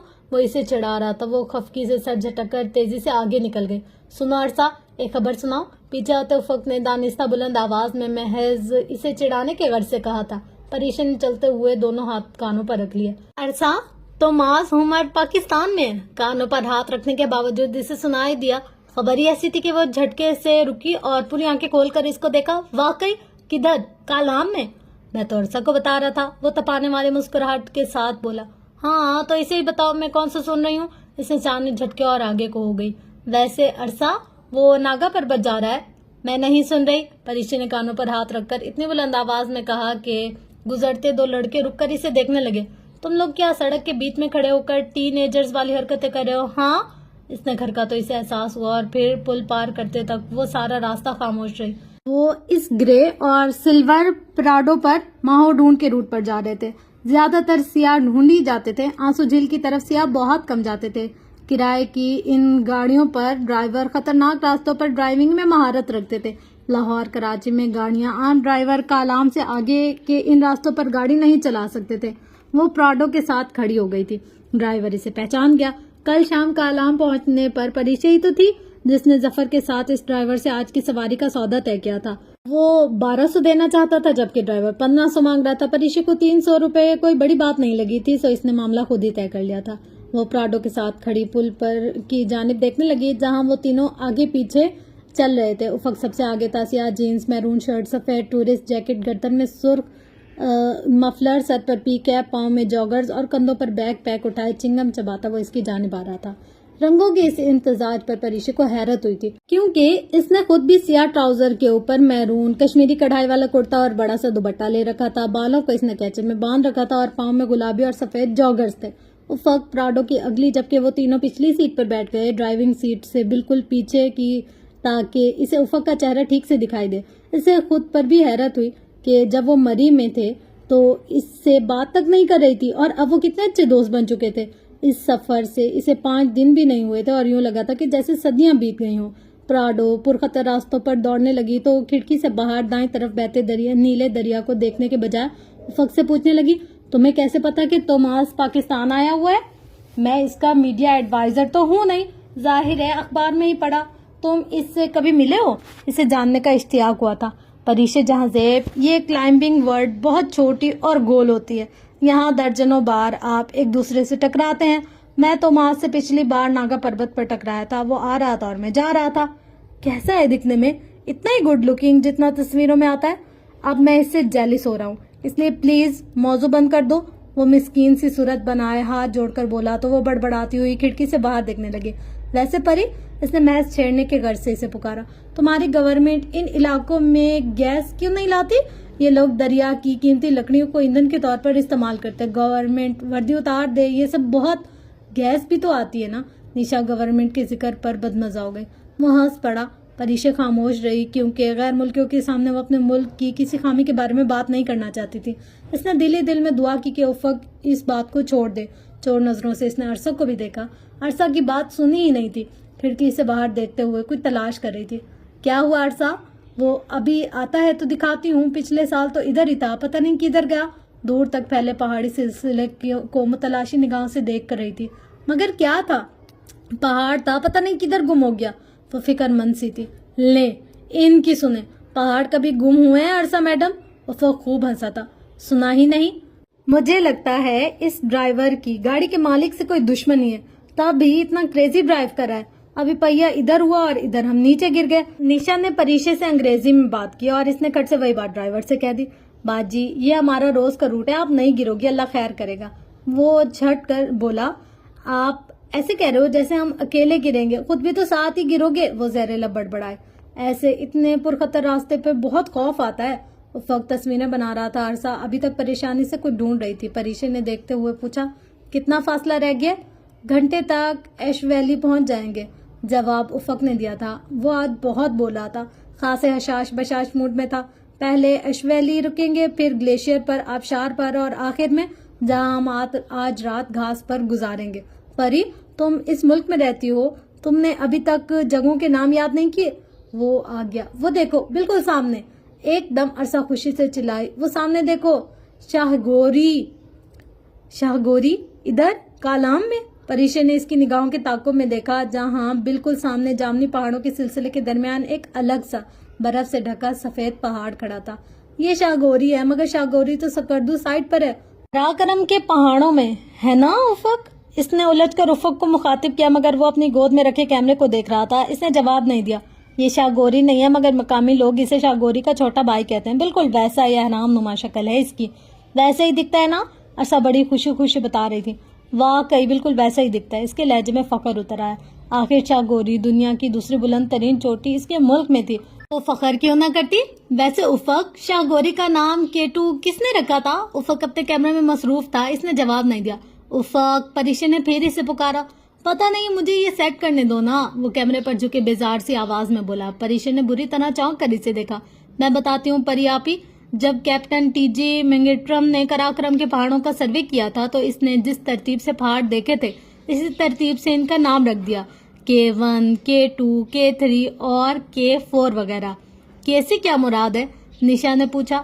K is from کراکرم، وہ مزے سے بولی. ہے نا پری آپی؟ اس نے تائیدی چاہی. پریشے نے اس کی بات ٹھیک سے سنی بھی نہیں تھی. وہ تو افق کو دیکھ رہی تھی جو سر جھکائے کیمرے کے بٹنز خواہی دبا رہا تھا. صاف محسوس ہو رہا تھا کہ اس کا ذہن کہیں اور ہے. وہ ایک دم اتنا بیزار اور اکتا کیوں گیا تھا وہ سمجھ نہیں سکی تھی. ایشو ویلی پہنچنے تک سارا راستہ وہ اور افق خاموش رہے تھے. وہ اپنے کیمرے پر جھکا رہا تھا اور پریشے خالی اس ذہنی کی کیفیت میں کھڑکی سے باہر نیچے بہتے نیلے دریا کو دیکھتی رہی تھی. کبھی کبھی اس کا دل چاہتا تھا کہ افق اسے کچھ کہے، اپنے اور اس کے نامعلوم تعلق کی وضاحت کرے، اسے بتائے کہ وہ اس کے لیے کیا سوچتا ہے. وہ جاننا چاہتی تھی دونوں کے درمیان اگر کچھ ہے تو وہ کیا ہے، مگر یہ سب وہ اس سے کہنے سے قاصر تھی. اشو فلک بوس پہاڑوں کے درمیان بنی ایک چھوٹی سی وادی تھی جس کے درمیان سے دریا بہتا تھا. وادی میں سیاحوں کی خاصی گہما گہمی تھی. ان کی پراڈو کے ساتھ پجارو اور ایک پورا قافلہ تھا. کالام سے نکلا تھا. ان میں سے تقریباً سبھی گاڑیاں اشو میں رک گئی تھی. پیچھے آ رہی تھی کچھ. آؤ اس کیبن میں چلتے ہیں. یہ پہلی بات تھی جو ادھر آ کر افق نے کی تھی. اس نے کراس کر اسے دیکھا، پھر اس کے پیچھے چل پڑی. سڑک کی دائیں طرف نیچے شور مچاتا نیلا دریا بہہ رہا تھا.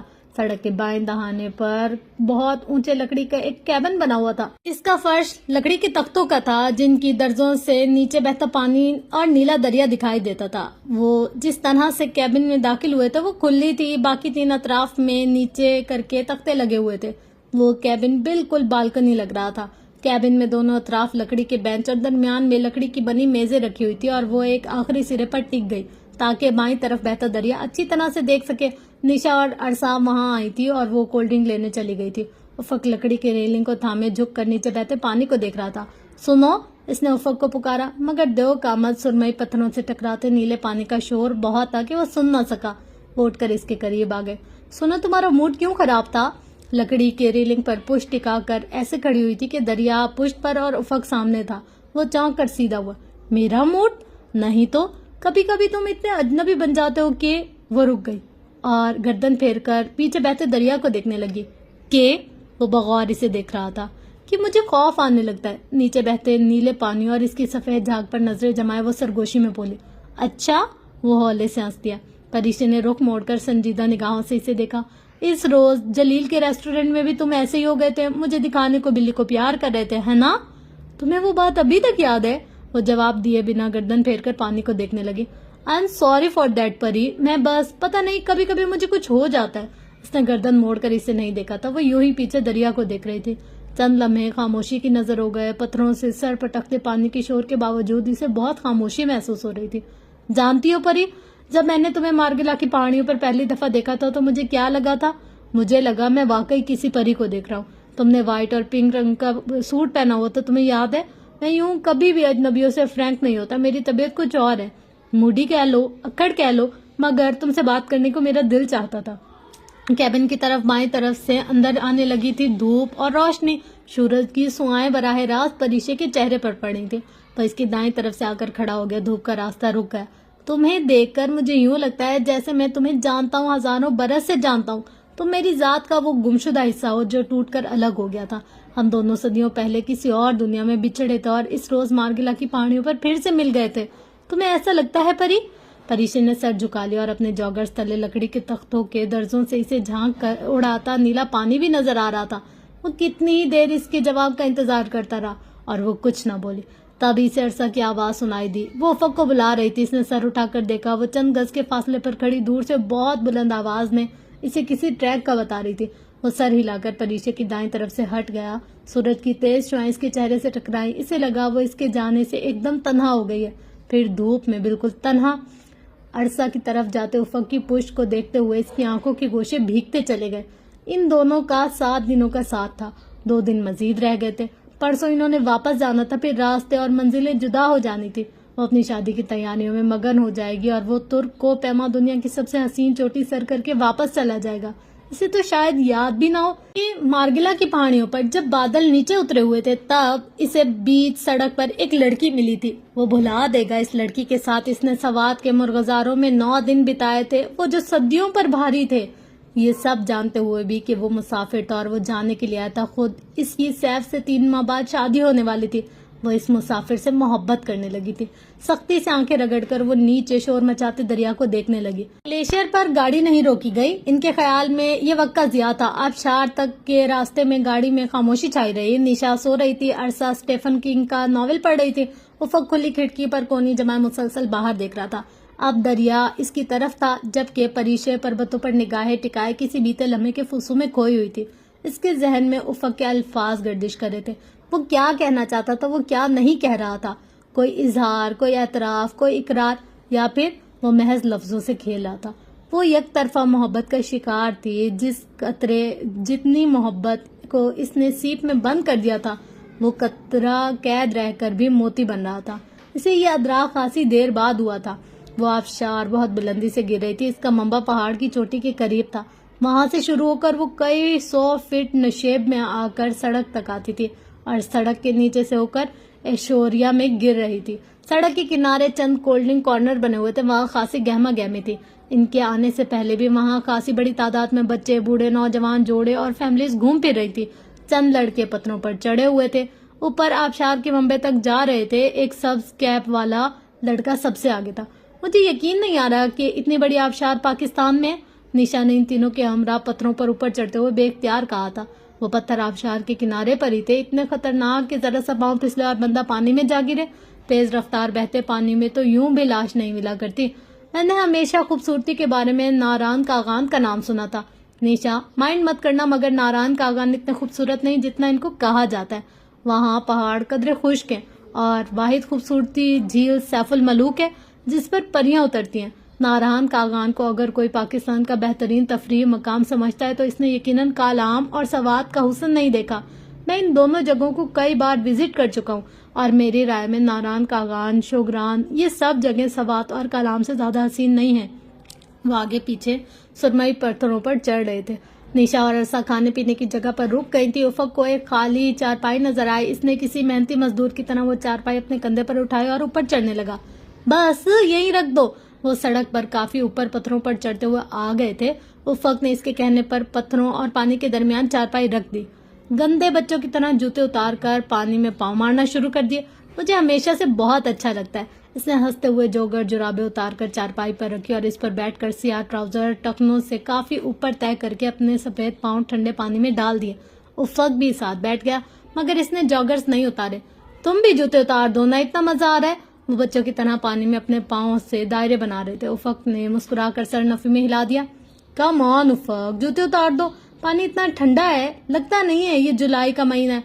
उफक फिर भी जूते नहीं उतार रहा था। इसके बजाय इसने कदरे झुककर पानी में हाथ डाल दिए। तुम जॉगर्स भी उतार दो, परी ने तीसरी दफा इसरार किया। नहीं, मैं ठीक हूँ। वो गर्दन ऊंची करके ऊपर पहाड़ों से फूटती आबशार को देखने लगा। इसे हैरत हुई थी। वो इसकी बात फौरन मान जाता था। और अब यहाँ पर एक होटल बनाया जा सकता है, मगर इसके लिए पहले इनको इलाके की मिट्टी के टेस्ट कराने पड़ेंगे। और मैं भूल गई थी कि तुम इंजीनियर हो, याद करवाने का शुक्रिया। वो इसकी बात पर हंस पड़ा। बहुत जल्दी भूल जाती हो, मुझे भी इतनी जल्दी भूल जाओगी। वैसे तुमने किस चीज में इंजीनियरिंग की है? वो इसका सवाल नजरअंदाज करके झुकी हुई पानी में हाथ मार रही थी। मैं जियोलॉजिकल इंजीनियर हूँ। ओह, फिर हम पाकिस्तानी के तो किसी काम के नहीं हो। गिरते पानी से छींटे उड़ रहे थे और वो चेहरे पर आए पानी के छींटे साफ करते हुए सीधी होकर शरारत से मुस्कुराई। क्यों, पाकिस्तान में जलजले नहीं आते? अच्छा हाँ, आखिरी जलजला 80 साल पहले कोयटा में आया था और इससे गालबन 35,000 लोग मर गए थे। फिर इसके बाद ऐसा जलजला नहीं आया है, इसलिए तुम हमारे तो किसी काम के नहीं हो। डॉक्टर साहिबा, मेरी मालूमात के मुताबिक सिर्फ बलोचिस्तान में ही 1935 के जलजले के बाद 3 जलजले आए हैं। मैं बड़े जलजलों की बात कर रही हूँ। वो सर उठाकर गिरते पानी को देखने लगी। मैं चंद साल पहले जब पहली दफा एवरेस्ट सर करने गया था तो तुर्की में जलजला आया था। एक्सपेंडेशन लीड कर रहा था और हम बालकनी पर थे जब मुझे जलजले की इत्तला मिली। وہ اوپر آبشار کی چوٹی دکھائی دے رہی ہے تمہیں؟ یاد کرتے ہوئے بتا رہا تھا۔ او تو پھر بالکنی سے ایوریسٹ کی چوٹی تک کا سفر یقیناً تم نے ڈپریشن میں کیا ہوگا۔ افق نے گردن پھیر کر سختی سے پریشے کو دیکھا۔ میں زلزلے کے متعلق سنتے ہی بالکنی سے واپس پلٹ گیا۔ کیا؟ اس نے تحیر سے آنکھیں پھاڑ کر اسے دیکھا۔ ڈونٹ ٹیل می، تم بالکنی سے پلٹ گئے تھے؟ ادھر سے ایوریسٹ کی چوٹی کا فاصلہ ہی کتنا تھا بھلا؟ میں چوٹی سے ایک قدم دور بھی ہوتا تو زلزلے کا سن کر واپس چلا جاتا۔ میں ایوریسٹ کی فتح کس کے لیے کر رہا تھا؟ اپنے ملک کے لیے نا۔ تو میرے ہاتھ میں میرے ملک کا جو سرخ جھنڈا تھا، وہ جھنڈا مجھے کہہ رہا تھا کہ تمہارے ایوریسٹ سر کر لینے سے ترکی کے لوگوں کو کوئی فرق نہیں پڑے گا۔ ہاں، اگر تم واپس پلٹ جاؤ تو شاید بہت سے بے یار و مددگار لوگوں کی کچھ مدد کر سکو۔ پھر میں واپس آ گیا اس بے حد کامیاب انٹرنیشنل ایکسپینڈیشن کو چھوڑ کر، جس میں 20 کوہ پیما شامل تھے، 60 تو صرف مقامی شرپا تھے۔ مگر میں ترکی آ گیا، وہاں بہت بری حالت، ہر طرف ملبہ تھا، لاشیں بکھری ہوئی تھی۔ اس کے بعد سے مجھے زلزلے سے بہت سا خوف آتا ہے۔ وہ تحیر سے اسے دیکھ رہا تھا۔ کیا کوئی انسان اتنا نرم دل بھی ہو سکتا ہے کہ بالکنی سے ایوریسٹ میٹ کیے بغیر واپس چلا جائے؟ کیا کوئی کوہ پیما بالکنی سے بھی واپس آ سکتا ہے بغیر کسی جسمانی یا موسمی تغیر کے؟ پھر تم ایوریسٹ نہیں سر کر سکے؟ کر لیا تھا 2001 میں، اور پلیز زیادہ ایکسائٹیڈ ہونے کی ضرورت نہیں ہے۔ میرے علاوہ تقریباً 1700 اور لوگ بھی کر چکے ہیں۔ یہ کوئی اتنی بڑی بات نہیں ہے۔ تم میں بہت عاجزی ہے۔ ان پہاڑوں پر اتنی مار پڑی ہے کہ سارے کسبل نکل گئے ہیں۔ تمہیں دنیا کا کوئی بہت اچھا کوہ پیما مغرور نہیں ملے گا، کیونکہ ہم کلائمبر سے زیادہ کون جان سکتا ہے کہ ہم انسان مدر نیچر کی ایک حقیر سی مخلوق ہے۔ میں اتنی بلندیاں دیکھ چکا ہوں کہ اپنا آپ کچھ ہی نہیں لگتا۔ سوری، مگر میں آپ کے رومانس میں مخل تو نہیں ہوئی؟ عرصہ اچانک ہی چارپائی پر سامنے آئی۔ پریشا نے ہڑبڑا کر اسے دیکھا۔ ہاں بالکل مخل ہوئی ہو۔ افق نے بات کاٹے جانے پر اسے برا سا منہ بنا کر دیکھا تھا۔ نہیں عرصہ، ایسی کوئی بات نہیں، وہ گھبرا کر وضاحت دینے والے انداز میں کہہ رہی تھی، مگر عرصہ نے تو جیسے سنا ہی نہیں تھا۔ وہ نیچے آتے ایک گلابی رخسار والے بچے کی طرف متوجہ ہو چکی تھی جو ہیٹ بیچ رہا تھا۔ پریشا نے سر جھکا کر خشک لبوں پر زبان پھیری۔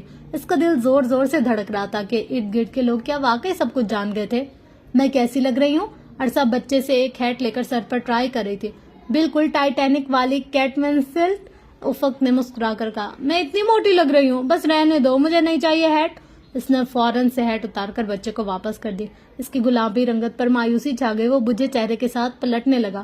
سنو، مجھے تو ہیٹ دکھاؤ۔ پری سے رہا نہ گیا تو بچے کو بلا لیا۔ وہ فوراً پلٹ کر سارے ہیٹ اس کے سامنے رکھ رہا تھا۔ میں اسے پہن کر کچھ اوور تو نہیں لگ رہی؟ اس نے ایک اسکن کلر کا سادہ سا ہیٹ لیا جس کا سر اد کھلا تھا، اصلی بے حد سرخ گلاب لگا تھا۔ خرید لیا؟ نہیں، بہت اچھا ہیٹ ہے، افق نے مسکرا کر کہا۔ اس نے یہ نہیں کہا تھا کہ تم اچھی لگ رہے ہو۔ اس نے ایک دفعہ غلطی سے اس کی ہنسی کی تعریف کی تھی، وہ بھی شاید مذاق میں۔ وہ کبھی اس کی مغلئی آنکھوں، رسیلے ہونٹوں یا سیاہ چمکدار بالوں کی تعریف نہیں کرتا تھا۔ شاید اس کو غور سے دیکھتا بھی نہیں تھا۔ وہ ظاہری چیزوں کی پوجا کرنے والوں سے بہت مختلف تھا۔ افق ہاتھ پانی میں ڈالے اس ہیٹ والے بچے کی طرف پانی اچھال رہا تھا۔ بچہ اپنا ہیٹ ایک طرف کر رہا تھا اور آبشار کے بالکل کنارے پر اپنی پنڈلیاں ڈالے ایک گورے سیاہ کے مذاق کو انجوائے کر رہا تھا۔ ساتھ ساتھ وہ بھی اس پر پانی اچھال رہا تھا۔ مت کرو تم دونوں، میرے اوپر پانی آ رہا ہے۔ اپنا کڑھائی والا نیا کرتا خراب ہوتے دیکھ کر وہ غصے سے بولی۔ ہم کھیل رہے ہیں، بہتر۔ تم شاید 20 سال پہلے اپنے بچپن میں چلے گئے ہو، مگر میرا ایسا کوئی ارادہ نہیں ہے، میں جا رہی ہوں۔ وہ کسی صورت پانی اچھالنے سے باز نہیں آ رہا تھا۔ یہ دیکھتے ہوئے وہ اپنے جوگرز ہاتھ میں اٹھائے پتھروں سے نیچے اترنے لگی۔ وہ لوگ خاصی دیر تک آبشار پر بیٹھے رہے، یہاں تک کہ سورج ان کے سروں پر آ گیا اور آبشار کا پانی سنہری دھوپ میں مزید چمکنے لگا۔ بہت سے ٹورسٹ آبشار سے جا رہے تھے، اب کچھ اور آ رہے تھے۔ غرض آبشار پر ہر وقت رونق لگی رہتی تھی۔ دوپہر میں جب وہ وہاں سے روانہ ہوئے تو پریشا اتنی تھک چکی تھی کہ گاڑی میں بیٹھتے ہی سو گئی۔ اسے نیند سے نشا نے تب جگایا جب ماہو ڈھونڈ آ گئی۔ وہ گاڑی سے نکلی تو اس کی آنکھیں نیند سے بوجھل تھیں، مگر سامنے کا منظر دیکھ کر اس کی نیند تو غائب ہی ہو گئی تھی، ساتھ ہی سانس بھی ایک دم رک گیا۔ سامنے تا حد نگاہ سبزہ پھیلا تھا، جسے ہزاروں ایکڑ پر پھیلا کوئی لان ہو۔ سبزے کے اختتام پر ایشو دریا کا پانی ایک جگہ اکٹھا ہوتا جا رہا تھا اور وہاں اس کی رفتار نہ ہونے کے برابر تھی۔ اس جھیل کی صورت اکٹھے ہوئے پانی کو ماہو ڈھونڈ جھیل کہتے ہیں۔ جھیل کا پانی سبزی مائل نیلا تھا۔ اس کی سطح پر ڈوبتے سورج کا آخری سنہری پریاں رقص کر رہی تھی۔ جھیل کے پیچھے بلند و بالا سبز پہاڑ تھے جنہوں نے پورے علاقے پر سایہ کر رکھا تھا. پہاڑوں کے ساتھ ماؤ ڈھونڈ کے دائیں طرف دریا کے درختوں کا جھنڈ تھا. وہ اس سبزے زار میں واحد درخت تھے، بالکل ایسے جیسے کرسمس ٹریز ہوتے ہیں. ٹولیوں کی صورت میں ٹورسٹ دور دور تک گھاس پر بیٹھے ہوئے تھے. ایک ٹوپی والا پٹھان گھوڑے کی باگ تھامے کھڑا تھا. اسے دیکھ کر پریشے کو بے اختیار مری والا واقعہ یاد آیا. افق نے کیپ سیدھی کرتے ہوئے گھوڑے والے کو اشارہ کر کے اپنے قریب بلایا. اعلیٰ کا انگلش راجی کا؟ قریب آنے پر اس نے شلوار قمیض میں ملبوس چھوٹی چھوٹی داڑھی والے پٹھان سے پوچھا. نہ انگلش نہ راجی کا، پختون راجی کا. افق نے مایوسی سے نفی میں گردن ہلا دی. تم پشتو بول رہے ہو؟ اس نے حیرت سے افق کو دیکھا. ارے نہیں، یہ تو ایمبیسی والوں نے 2-4 لفظ لکھ دیے. تم اس سے کہو کہ صبح لے آئے، میں اس پر سواری کروں گا. پریشے نے یہ جاننے کے بعد کہ اس گھوڑے کی بان جس کا نام امیر حسن تھا کو اردو آتی ہے تک افق تک پیغام پہنچایا، ورنہ پشاوری اس سے آگے لوگوں کی اکثریت اردو سے نابلد تھی. آج ہمارے ٹرپ کا آخری دن ہے، کل واپسی ہے، سو آج رات ہم کیمپ میں رہیں گے. گھاس پر ایک ساتھ بیٹھتے ہوئے اپنے بیگ پیک کسی بوجھ کی طرح ایک طرف رکھتے ہوئے پریشے نے کہا. میرے پاس مناپلی ہے اور وہ بھی کھیلیں گے. بس یہ ٹورسٹ یہاں سے چلے جائیں، پھر یہ پورا سبزہ زار ہمارا ہوگا. اور ہاں افق بھائی، آپ نے پریشے آپ ہی کو ڈیئر دینا ہے. اوہ، میں تو بھول بھی چکا تھا. وہ کوہنیوں کے بل گھاس پر نیم دراز تھا، مفلر اور کیپ سینے پر رکھی ہوئی تھی. اس کی شرٹ سامنے سے ابھی تک گیلی تھی. تو پھر کیا ہے آپ کا ڈیئر؟ پریشے کے لاکھ گھوڑنے پر کہ اگر وہ بھول چکا ہے تو بس رہنے دو نا. عرصہ کہہ اٹھی. ایسا ہے پریشے جہاں زیب، آپ کل صبح ہمیں ماؤ ڈھونڈ سے مچھلیاں پکڑ کر دیں گی، ٹھیک ہے؟ اور ہم بھی کھائیں گے. ہاں بالکل. وہ چہرے پر مصنوعی سنجیدگی طاری کیے ہوئے اسے دیکھ رہا تھا. شانے اچکا دیے. پکڑو گی؟ ہنسیاں اور کنڈیاں ہیں میرے پاس، سب ہے مادام. پھر شام کا ملکجا اندھیرا پھیلنے لگا اور سورج کی کرنیں ماؤ ڈھونڈ کے پانیوں سے روٹ کر عرب میرو پوش ہونے لگی اور سیاحوں کی گہما گہمی ماند پڑنے لگی. تو ایسے میں وہ چاروں کھلے آسمان تلے گزرنے والی رات کی تیاری کرنے لگے. اپنے بیگ پیک سے کیمپس کا سامان نکالتے، ہنستے بولتے باتیں کرتے، خیموں کے پولز اور جوائنٹ سیٹ کرتے، ان پر شیٹ ڈال سلیپنگ بیڈز بچھائے اور خود خیموں کے ایک طرف کھلے آسمان تلے دائرہ بنا کر بیٹھ گئے. درمیان میں امیر حسن کے توسط سے منگوائی گئی لکڑیوں سے آگ جلائی گئی. بینکر ہوں گی، بینکر کم پلیئر. عرصہ مناپلی کا بورڈ اور کارڈ وغیرہ سیٹ کرتے ہوئے بولی. لاؤ. ایک اس کی طرف اشارہ کیا اور وہ نشا تھی. دوسری طرف پریشے اور افق نے مناپلی کا بورڈ درمیان میں ہی کیا اور آگ کے قریب کسی طرح ایڈجسٹ کر لیا. مناپلی جیسی گیم میں گھنٹوں منٹوں کی طرح گزرتے ہیں. 2 گھنٹے گزر گئے انہیں پتہ ہی نہیں چلا. یہ پکاڈلی کس کی ہے؟ پریشے کی گوٹ پہلے رنگ کی پکاڈلی پر آئی. اس کے اپنے پاس صرف 4 زمینیں تھیں. قسمت اتنی خراب کہ ہر بار پر وہ افق یا نشا کی کسی زمین پر چڑھ جاتی تھی یا پھر بڈھی جیل جاتی تھی. میری ہے، نشا نے مطلوبہ کرایہ بتایا. اس نے منہ بناتے ہوئے چند پاؤنڈ نکال کر اسے تھمائے. افق نے نظریں اٹھا کر اس کا اترا ہوا چہرہ دیکھا، پھر دھیرے دھیرے سے اپنے کارڈز میں سے کسفورڈراسٹ کا گرین کارڈ نکال کر اس کے ہاتھ میں پکڑایا. پریشے نے چونک کر اسے دیکھا. رکھ لو، ابھی نشا اس پر آئے گی، تم اس سے کرایہ لے لینا، اس سے سرگوشی میں کہا. پریشے نے چور نظروں سے الاؤ کے اس پار بیٹھی عرصہ اور نشا کو دیکھا. وہ اس کی جانب نہیں دیکھ رہے تھے. شکریہ. اس نے جھٹ سے کارڈ رکھ لیا. نشا کی گوٹ ریجیکٹ اسٹریٹ پر آئی. عرصہ نے میں فیئر، پھر نشا کی کنگ کراس اسٹیشن پر، اور وہ افق کی زمین تھی، مگر وہ بڑے حق کے ساتھ کرایہ وصول کرتی تھی.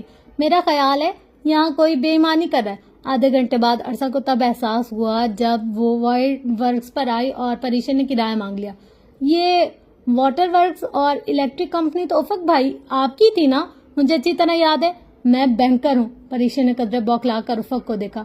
اوہو عرصہ، میری کہاں تھی؟ میری تو صرف الیکٹرک کمپنی تھی. پریاپی ذرا کارڈ نکال کر دکھائیں واٹر ورکس کا. اس کا انداز قطعی تھا. پریشے چکی کے کارڈ افق کے پاس تھا. کیا کرتی ہو عرصہ؟ پری جھوٹ تھوڑی بول رہی ہے. میں اپنی گناہ گار آنکھوں سے اسے زمین خریدتے دیکھا ہے. گناہ گاروں کا کوئی اعتبار نہیں ہوتا. پریاپی مجھے کارڈ دکھائیں. وہ بزد تھی.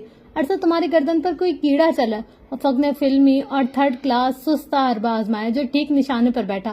عرصہ اپنے کارڈ چھوڑ کر گردن جھکانے لگی. کیڑا کدھر ہے؟ ابھی تک تمہاری گردن پر بیٹھا تھا، کتنا خون پی چکا ہوگا. ابھی تک تمہارا ویسے گروپ کیا ہے؟ وہ بات کو کہاں سے کہاں لے جا رہا تھا صرف پریشے کو بچانے کے لیے. اس نے ممنونیت سے افق کو دیکھا. الاؤ کی زرد روشنی اس کے چہرے کے نقوش کو مزید تیکھا بنا رہی تھی. A positive. اور نہیں یہ کیڑا اے پازیٹیو میرا اور نیگیٹو ہے.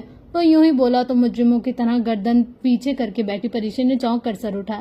सैफ का भी ओ नेगेटिव है। इसने बेख्तियार जबान दांतों तले कर ली। निशा ने हड़बड़ाकर इसे देखा। सैफ कौन? उफक ने तजस्सुस से नहीं, महज अरसा की तवज्जो वाटर वर्क्स वाली बात से हटाने के लिए पूछा था, और अब वो परी के जवाब का इंतजार किए बगैर ही डाइस हाथ में लिए बारी बारी करने लगा था, मगर जवाब तो परीशे को देना ही था। निशा ने खामोश निगाहों से इल्तजा की कि वो चुप रहे। इसको हर सूरत उफक को वो बताना था जो बताने का इसे मौका नहीं मिला था। सैफ मेरा कजन है, फुप्पो का बेटा। और वो लम्हे भर को रुकी। उफक की डाइस की ट्राई करती उंगलियां थमी। इसने गर्दन उठाकर सवालिया निगाहों से परीशे को देखा। और मेरा मंगेतर भी। 3 माह बाद मेरी इससे शादी है, वो बहुत पुरएतमाद लहजे में कह रही थी। वो जो कुछ कहने लगा था एकदम रुक गया। इसकी आंखों में पहले हैरत दराई, फिर उलझन, और बिल आखिर वाज़े बेयकीनी। पल भर को माहौर ढूंढ के किनारे इस वसी और हरी सब्जाजार में सकूत सा छा गया। ऊंचे अलाव से चिंगारियां निकलकर फिजा में गुम हो रही थी। आप इंगेज्ड हैं? वाटर वर्क्स को भूल कर बेयकीनी से अरसा इसे देख रही थी। हाँ, 3 साल से। इसके दिल से कोई नादीदा बोझ हट गया था, मगर फिर उफक का जर्द चेहरा देखकर अपना दिल डूबता हुआ महसूस हुआ। ओ अच्छा, वो संभल गया और फिर अपनी निगाहें हाथ में पकड़ी डिबिया पर मरकूज की, जैसे जबरदस्ती मुस्कुराने की कोशिश की। फिर फीकी रंगत और फीकी मुस्कुराहट। मुबारक हो, तुमने कभी बताया नहीं तो तुम्हारी शादी हो रही है। गुड। तो क्या करता है वो रुका। वो सैफ, वो अपने लहजे में कुछ टूटने का कद न छुपा सका। बिजनेस। हाँ, वेरी नाइस। उफक ने डबिया रख दी। इसे शायद भूल चुका था कि इसकी बारी थी। अलाव के इस पार निशा सर झुकाए बैठी थी। वो उदास थी, परिश्ते समझ सकती थी, मगर इसको हर सूरत में किसी भी किस्म की गलत फहमी अगर थी तो खत्म करनी थी। लकड़ियों में से बार बार चटकने की आवाज आ रही थी। चलो गेम दोबारा शुरू करें। अरसा का लहजा बुझा सा था। कल खेल लेंगे, अभी सोते हैं। निशा ने उफक की मुश्किल आसान कर दी। वो गालिबन वहां से हटना चाह रहा था। निशा के कहने पर कार्ड रखकर उठ खड़ा हुआ। वाटर वर्क्स का कार्ड सामने ही था, मगर किसी ने कुछ नहीं कहा। इसने घास पर रखी अपनी हेल टू तैयबुरदगान वाली कैप उठाई और इनसे दूर झील की तरफ चला गया। उफ खुदाया। फ्रेंड्स, ये थी एपिसोड 2। और कैसी लगी आपको? मतलब मुझे अच्छा भी लग रहा है और इन दोनों की स्टोरी भी अच्छी है, मगर थोड़ी ना बहुत मुश्किल इस्तेलाहात है ना, वो जो है ना वो थोड़ी ऐसे अजीब सी लग रही है। बाकी है कि अच्छा है नॉवेल। अब देखते हैं कि आगे क्या होता है। और एंड जो है ना, उफ मतलब किसी का दिल टूटे ना, बहुत दिल खफा होता है। बेचारा इतना कुछ कर रहा था उसके लिए, कुर्बानियां वगैरह, और क्या एक दूसरे का ख्याल रखते हैं। सबसे अच्छा मजे का सीन वो था कि जब वो नमाज पढ़ रहा होता है। मतलब मुझे ना मर्द नमाज पढ़ते हुए बहुत फैसिनेट करते हैं। लाइक इतने प्यारे लगते हैं ना सच में, चाहे वो हमारे बाप हो, भाई हो, बेटे हो या हस्बैंड, कोई सा भी रिश्ता, मगर मर्द इबादत करते हुए बहुत खूबसूरत लगते हैं। खैर, ये था मेरा एक रिव्यू, और आप लोग को कैसा लगा आप लोगों ने कमेंट सेशन में जरूर बताना, क्योंकि आपके कमेंट बहुत जरूरी हैं। मिलते हैं इंशाल्लाह अगली एपिसोड में। तब तक के लिए अपना गिरदो नवाया लोयाल का ख्याल रखिएगा। Love you all. Allah Hafiz.